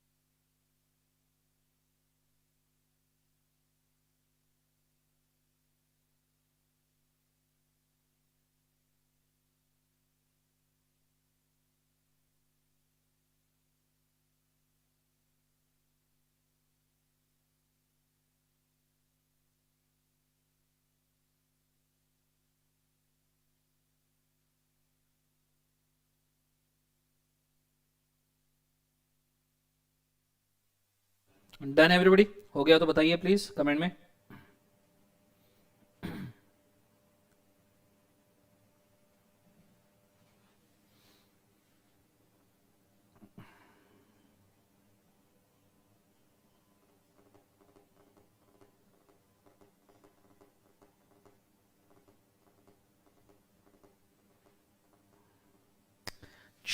अब आगे बढ़ रहे हैं, कॉन्सेंट्रेट करना। जम्मू एंड कश्मीर का कच्चा चिट्ठा भी खत्म हो चुका है। नाउ व्हाट इज रिक्वायर्ड कि हम हमारे नेक्स्ट कंटेंट के ऊपर जाए, जो काफी जरूरी कंटेंट है। आ जाइए बच्चों, 10-15 मिनट का कंटेंट है, समझ में आना चाहिए। अभी मैंने आपको सिर्फ प्रोसेस बोला है, how to pass a law, पर अब मैं आपको बताऊंगा कि इंडिया में टोटल लॉ का मतलब क्या होता है, ठीक है। 10-15 मिनट का कंटेंट है, मैं जो बताऊंगा उसको जरा ठीक से समझना, ठीक है, बड़े अच्छे से ध्यान देना। ये चार्ट मैंने आपके सामने बना के रखा है, इस चार्ट को हम प्यार से कहते हैं लॉल। लॉल, तुम्हारा वाला लॉल नहीं, लाफिंग आउट लाउड वाला, ना ना, लोल मतलब लॉ ऑफ लैंड, क्लियर है, लॉ ऑफ लैंड। एक बार कमेंट में लिखिए, law is a law of land, clear है, फटाफट लिखिए, law is a law of land. Law of land मतलब क्या? लॉ ऑफ लैंड मतलब, ठीक है, लॉ ऑफ लैंड मतलब मेरे देश की धरती, मेरे देश की धरती और उसके 12 नॉटिकल माइल्स, मेरे देश की धरती। लॉ ऑफ लैंड का मतलब है कि मेरे देश की धरती और उसके, ये मेरे देश की धरती, इंडिया, श्रीलंका, ठीक है, मेरे देश की धरती और उसके 12 नॉटिकल माइल्स, मेरे देश की धरती। सो जो मेरे देश की धरती और उसके 12 नॉटिकल माइल्स में लॉज अप्लीकेबल होंगे, उसे हम कहते हैं लॉ ऑफ लैंड। मतलब आप इस टेरिटोरी में घूम रहे हो और आपको लॉ मानना पड़ेगा, उसे हम कहते हैं लॉ ऑफ लैंड। सर देश की धरती और 12 नॉटिकल माइल्स, हाँ बेटा। सर 12 नॉटिकल माइल मतलब it is a nautical mile, जो नॉर्मली एयरफोर्स वगैरह के या फिर शिप के डिस्टेंस के हिसाब से गिना जाता है। If I am not wrong, जहां तक मेरे को पता है, आई am not very sure of this, एक नॉटिकल माइल मतलब 1.6 किलोमीटर या उससे कहीं ज्यादा होता है, मेरे को एग्जैक्टली नहीं पता। पर 12 नॉटिकल माइल्स का डिस्टेंस सी में, हाँ, समंदर में, जमीन पे नहीं। जैसे इंडिया पाकिस्तान की बॉर्डर लगी है तो इंडिया के बाहर 12 नॉटिकल माइल्स गिनने मत चल जाना, आधा पाकिस्तान अंदर आ जाएगा जिंदगी में, यह हरकत ना करना। ये समंदर में 12 नॉटिकल माइल्स, क्लियर है आंसर। पाकिस्तान में 12 नॉटिकल माइल्स मत चल जाना। वो तुमने मूवी देखा है बजरंगी भाईजान? अरे बजरंगी भाईजान, बजरंगी भाईजान, वो मूवी के एंड में वो बच्ची को पकड़ता है और ऐसे हवा में उछालता है, बच्ची हवा में ही रहती है, मूवी खत्म हो जाती है। देखा तुमने? हाँ है ना? तो बच्ची हवा में ही अभी भी अटकी हुई, मूवी खत्म हो गई। मुझे एक बात बताओ, वहां पे जो खड़े हैं, वो जिस जगह पे बच्ची को उछाल के खड़े हैं, क्या वो इंडिया का पार्ट है? नहीं, वो नो मैन्स लैंड है। तो 12 नॉटिकल माइल समंदर में, जमीन पे नहीं। तो जो लॉज अप्लीकेबल होते हैं मेरे देश की धरती और 12 नॉटिकल माइल्स में समंदर में, उन्हें हम कहते हैं लॉ ऑफ लैंड। उसमें से सबसे पहला पार्ट होता है, उसके 4 पार्ट होते हैं। सबसे पहला पार्ट होता है एक्ट, जो हमने अभी अभी पास किया, जो हमने प्रोसेस पास किया ना, उसे हम एक्ट पास करते हैं। एक्ट मतलब लॉ पास करते हैं, companies act, income tax act, LLP act, sale of goods, partnership, contract act, ये एक्ट है, ये हमने पास किया। और एक्ट बनाती है गवर्निंग पार्टी। गवर्निंग पार्टी मतलब जो उस वक्त गवर्नमेंट में थी, वो पार्टी एक्ट बनाती है। जैसे आपको शायद नहीं पता, इसका मैं एक छोटा सा एग्जांपल दे दूं। कंपनीज एक्ट 2013 ये बनाया गवर्निंग पार्टी कांग्रेस ने, क्योंकि 2013 में तो कांग्रेस की सरकार थी, 2014 से बीजेपी आया। पर ये जो कंपनीज एक्ट 2013 है, उसकी रूलिंग पार्टी है फिलहाल बीजेपी, क्योंकि बीजेपी सरकार में है। तो एक्ट बनाती है गवर्निंग पार्टी, एक्ट बनाती है गवर्निंग पार्टी, पर उससे रिगार्डिंग रूल्स जो बन रहे हैं, रूल्स आर वर्किंग, कि कैसे काम करना है, फॉर्म्स कौन से लेने हैं, फीस कितनी लेनी है, ये रूल्स में लिखा होता है। तो रूल्स बनाती है रूलिंग पार्टी जो है बीजेपी। क्लियर है कंसेप्ट? इसके ऊपर मैं वापस आऊंगा, जस्ट वेट फॉर इट। तो हमने एक्ट बनाया, अभी जो प्रोसेस में हमने बनाया वो था एक्ट। एक्ट में अगर कोई प्रॉब्लम है, कुछ क्लैरिफिकेशन नहीं है, कुछ चीजें अमेंड करना जरूरी है, तो जो डिपार्टमेंट है, डिपार्टमेंट मतलब इनकम टैक्स के लिए सीबीडीटी, कंपनीज एक्ट के लिए ministry of corporate affairs, banking regulation act के लिए reserve bank of India, insurance act के लिए IRDA, insurance regulatory development authority, हर एक डिपार्टमेंट रहता है। ये डिपार्टमेंट एक्ट के अंदर 3 चीजें डिक्लेयर कर सकते हैं: नोटिफिकेशंस, सर्कुलर्स, रूल्स। 3 चीजें। एक्ट बन गया, पर एक्ट में प्रॉब्लम है, छोटे मोटे प्रॉब्लम आ रहे हैं इंप्लीमेंटेशन में, तो डिपार्टमेंट बनाएगा नोटिफिकेशन, सर्कुलर, रूल्स। नोटिफिकेशन मतलब अमेंडमेंट्स। अमेंडमेंट मतलब एक तो एक्ट में कुछ ऐड होगा, या एक्ट से कुछ डिलीट होगा, या रिप्लेस होगा। ठीक है? ये जो नोटिफिकेशन है, ये भी पार्लियामेंट में पास होते हैं। जैसे अगर आपने कंपनीज, आपको शायद नहीं पता, ये भी चीज को मैं एग्जांपल के तौर पे बोल दूं, कंपनीज एक्ट 2013 आया, आपको यकीन नहीं हुआ, वो अमेंड हुआ 2015 में, वो अमेंड हुआ 2017 में, वो अमेंड हुआ 2019 में, और अभी हम 2021 में जाने वाले हैं और इसका अमेंडमेंट आ चुका है। क्लियर है? इतने बार अमेंड हुआ है, 2013 में आया, 15 में अमेंड हुआ, 17 में अमेंड हुआ, 19 में अमेंड हुआ, 21 में भी अमेंड होने के पूरे चांसेस है। कंसेप्ट समझ में आ रहा है सबको? हाँ ना? तो ये अमेंडमेंट है, ये पार्लियामेंट में पास हुआ, नोटिफिकेशन के थ्रू अमेंडमेंट आए हैं, चेंजेस हुए हैं लॉ के अंदर, पब्लिक प्राइवेट कंपनी के डेफिनेशन चेंज हुए, कुछ सेक्शन ऐड किए, कुछ डिलीट किए गए, ये नोटिफिकेशन के थ्रू होता है। फिर ministry of corporate affairs in amendment को एक्सेप्ट करेगी, पार्लियामेंट में एक्सेप्ट किया जाएगा, प्रेसिडेंट अप्रूव करेगा, फिर ये अमेंडमेंट बन जाएगा। क्लियर है कंसेप्ट सबको? हाँ है ना? ये चीज को आपने याद रखना। क्लियर है कंसेप्ट? ये चीज को याद रखना, ये है नोटिफिकेशन। क्लियर है? नीचे वाले कंटेंट के ऊपर मैं वापस आऊंगा, just wait for it, 2 minute के लिए। अब सुनना मैं क्या कह रहा हूं, बड़ी काम की चीज है, बड़ी काम की चीज है, बड़े अच्छे से ध्यान देना। ठीक है? बड़े अच्छे से। अगर कभी ऐसा होता है कि भैया कोई अमेंडमेंट लानी है अर्जेंट में, हमें अभी अमेंडमेंट लानी है भैया, बहुत जरूरी है, काम नहीं हो पा रहे हैं, पर पार्लियामेंट के सेशन ही नहीं है, पार्लियामेंट के सेशन ही नहीं है, पार्लियामेंट बैठ ही नहीं रहा, पार्लियामेंट बोल रहा है अभी समय नहीं है, अभी काम करने दो। पार्लियामेंट में बैठे रहेंगे तो काम कब करेंगे? क्योंकि पार्लियामेंट में बैठना अलग बात होता है और एडमिनिस्ट्रेशन वर्क करना अलग बात है भैया। तो पार्लियामेंट के सेशन ही नहीं है, पर लॉ इमीडिएटली चाहिए। तो ऐसा हो सकता है कि पार्लियामेंट के अप्रूवल के लिए आप वेट ना कर पाओ, मिनिस्ट्री ऑफ कॉर्पोरेट अफेयर्स को पास कर दे, पार्लियामेंट उसको अप्रूवल ना दे, no approval for parliament because session ही नहीं थे। तो आप सिर्फ प्रेसिडेंट को बोल सकते हो, भैया प्रेसिडेंट जी एक काम कीजिए, टेम्पररी एक लॉ डिक्लेयर कर दीजिए, टेम्पररी डिक्लेयर कर दीजिए, आपसे दरखास्त है, भैया काम अटके पड़े, प्लीज कर दीजिए। पार्लियामेंट, प्रेसिडेंट पूछता है पार्लियामेंट ने किया क्या? अरे सर उनके सेशन ही नहीं है, बोल बोल के थक गया, अब अगले सेशन में पास करवाएंगे, आप अभी काम चलाओ के लिए तो कर लीजिए। तो अगर प्रेसिडेंट कोई लॉ पास करता है बिना पार्लियामेंट के अप्रूवल के, बहुत परम ज्ञान दे रहा हूं मैं आपको, या आप किसी से भी पूछोगे आपको नहीं बोलेगा कोई भी, परम ज्ञान दे रहा हूं मैं आपको, याद रखना। किसी से भी पूछ लो, इंटर के बच्चों को नहीं पता होगा, याद रखना। पार्लियामेंट ने अगर कोई लॉ पास नहीं किया है पर इमरजेंसी में प्रेसिडेंट अप्रूव कर रहा है, उसे कहते हैं अमेंडमेंट ऑर्डिनेंस। अमेंडमेंट ऑर्डिनेंस, इसका एग्जांपल देता हूं। कंपनीज एक्ट में एक ऑर्डिनेंस आया था, कंपनीज ऑर्डिनेंस 2019 कंपनीज ऑर्डिनेंस 2019 आया था, बाद में वो एक्ट में चेंज हो गया जब उसको पार्लियामेंट ने अप्रूव कर दिया, पर प्रेसिडेंट ने अप्रूव करके सिर्फ डिक्लेयर कर दिया था भैया काम चलाने के लिए फिलहाल इसको ले लो, फिर अगले पार्लियामेंट के सेशन में उसको रख के अमेंडमेंट एक्ट 2019 बनाया गया। तो पहले कंपनीज अमेंडमेंट ऑर्डिनेंस 2019 आया था, आपने कभी चेक करना गूगल के ऊपर कि भैया सिर्फ प्रेसिडेंट ने अप्रूव करके इसको डिक्लेयर कर दिया, फिर अगले पार्लियामेंट के सेशन में डाल के उसको एक्ट बनाया गया। तो इसे ऑर्डिनेंस कहते हैं। इसे क्या कहते हैं? ऑर्डिनेंस। ये चीज को आपने बड़े अच्छे तरीके से याद रखना बच्चों। क्लियर है? Companies amendment ordinance. So notification से आते हैं अमेंडमेंट, नोटिफिकेशन से ऑर्डिनेंस भी आ सकता है। अगला है सर्क्यूलर। सर्क्यूलर मतलब क्या, तो जरा समझाता हूं। एक दिन ना मेरा पेट दुखना शुरू हुआ। अरे बाप रे मेरा पेट दुख रहा है। मैं गया पहले डॉक्टर के पास, डॉक्टर साहब पेट दुख रहा है। डॉक्टर ने चेक किया, बोले कुछ नहीं एसिडिटी हुई है। बोला ठीक है, पर अब आजकल एक डॉक्टर पे भरोसा नहीं कर सकते, सेकंड ओपिनियन लेने गया। मैं दूसरे डॉक्टर के पास, डॉक्टर साहब बहुत पेट दुख रहा है, डॉक्टर साहब परेशान हूं बचाओ। बोले सर तुमको अपेंडिक्स हो गया। बोला अरे बाप रे। बोला इसका भरोसा नहीं, खर्चा लगाने वाला डॉक्टर है। मेरा तीसरा डॉक्टर वाला, डॉक्टर साहब मेरा बहुत पेट दुख रहा है बचाइए प्लीज, मैं मर जाऊंगा। डॉक्टर मेरे को बोलता है तुमको वो हो गया जो नहीं होना चाहिए था। नालायक को अच्छा सोचो जिंदगी के अंदर, कमीनो। अब तीन अलग अलग डॉक्टर तीन अलग अलग चीजें बोल रहे हैं एक ही चीज के बारे में। ऐसा लॉ में भी हो सकता है। लॉ में कोई लाइन पढ़ ली, एक बंदा एक इंटरप्रिटेशन ले रहा है, दूसरा बंदा दूसरा इंटरप्रिटेशन ले रहा है, तीसरा बंदा तीसरा ले रहा है, हर बंदा अपने हिसाब से इंटरप्रिटेशन लेके चल रहा है। अब जब ऐसी हरकत होती है और गवर्नमेंट कंफ्यूजन में आती है तो गवर्नमेंट रिलीज करती है सर्क्यूलर, क्लैरिफिकेशन। जैसे लॉ में वर्ड यूज किया जाता है प्लांट एंड मशीनरी।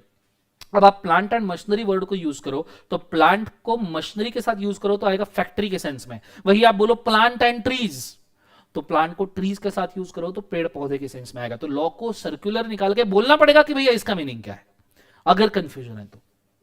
ठीक है, अगला रूल्स। रूल मतलब वर्किंग स्ट्रक्चर, कि आप किस तरीके से काम करोगे।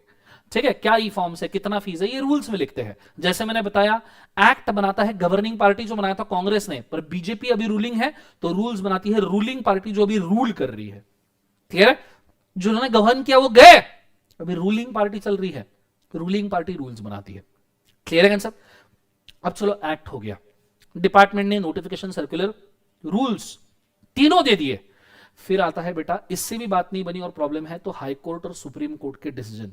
फिर भी लॉ में दिक्कत है, हाई कोर्ट सुप्रीम कोर्ट में अपील करो, वो आपको डिसीजन देंगे। इंडिया में 24 हाई कोर्ट है, एक सुप्रीम कोर्ट है।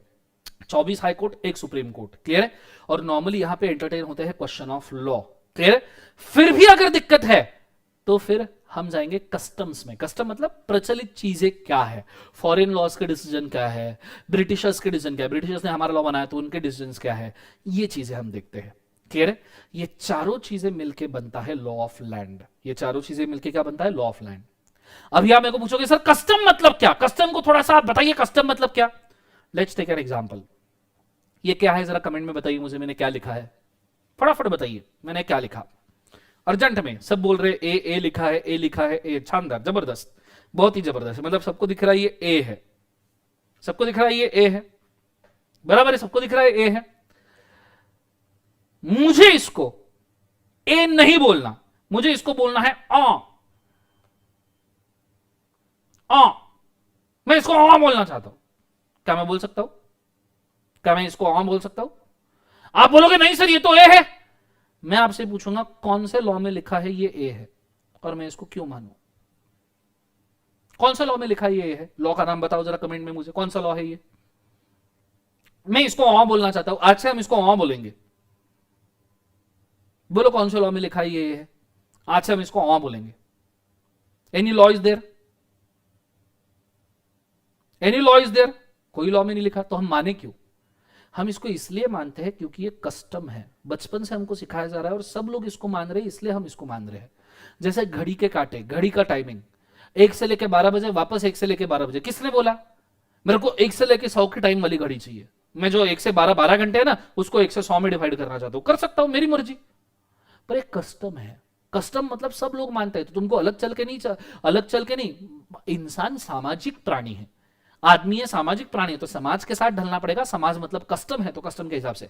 लेट्स इमेजिन कल हमने एक नया लेटर बनाया, लेटर का नाम है ऑ। अब ये ऑ नहीं है, लेटर का नाम हमने नया लेटर बनाया ऑ, ये नया लेटर इंट्रोड्यूस किया मैंने।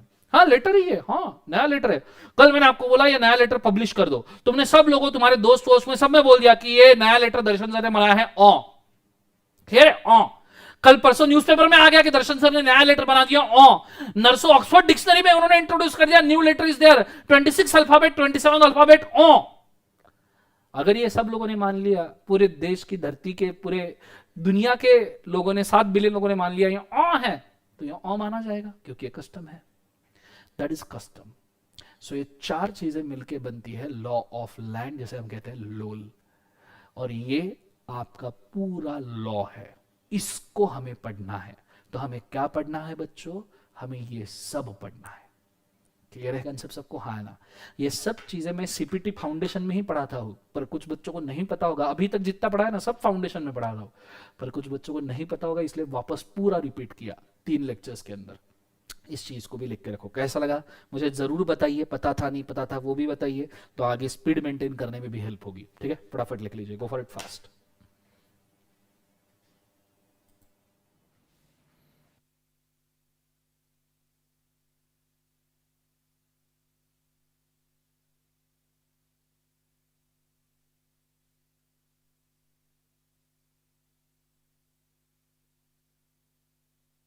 कुछ भी, लॉ ऑफ एबीसीडी एक्ट, शानदार कर दो। नया लेटर निकला है बोलना हाँ।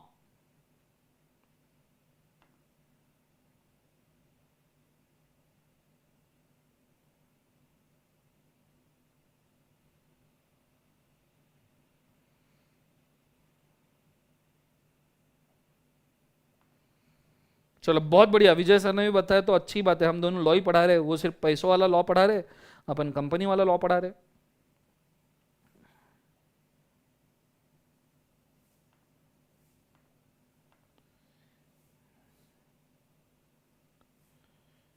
नहीं बेटा, मैं पर्सनली तो नहीं जानता हूँ अभय कुमार, भले ही मैं उनको जानता हूँ, वो मेरे को नहीं जानते। मैं बहुत छोटा आदमी हूँ भाई, अपने को क्या, अपन सबको जानते हैं लेकिन लोग अपने को नहीं जानते।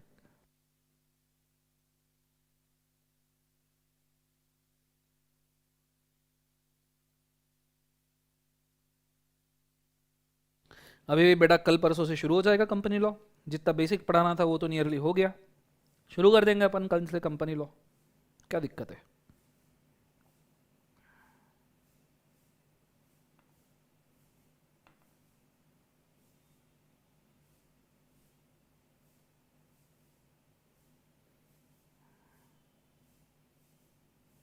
देखे जरूर है बेटा।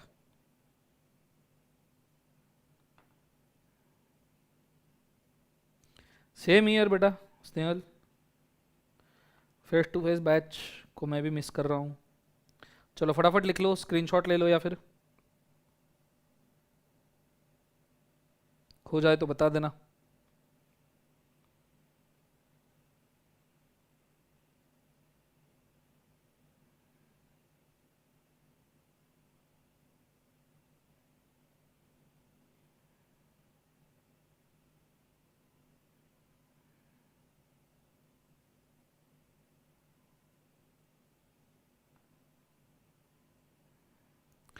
अप्रैल बॉर्न कभी कोई दूर नहीं रहता। सपना सपना होता है, कोई भी सपने को चेस करने के लिए कभी एज मैटर नहीं करता, और कभी कोई चीज़ लेट कभी नहीं रहती। हाँ, जब जागो तब सवेरा मान के मेहनत करना शुरू कर देना, लाइफ वरना वापस दूसरा मौका नहीं देती। हम अभी तक हमारे एज में ही फंसे होते तो कुछ ना कर पाते बेटा। चलो डन एवरीबॉडी।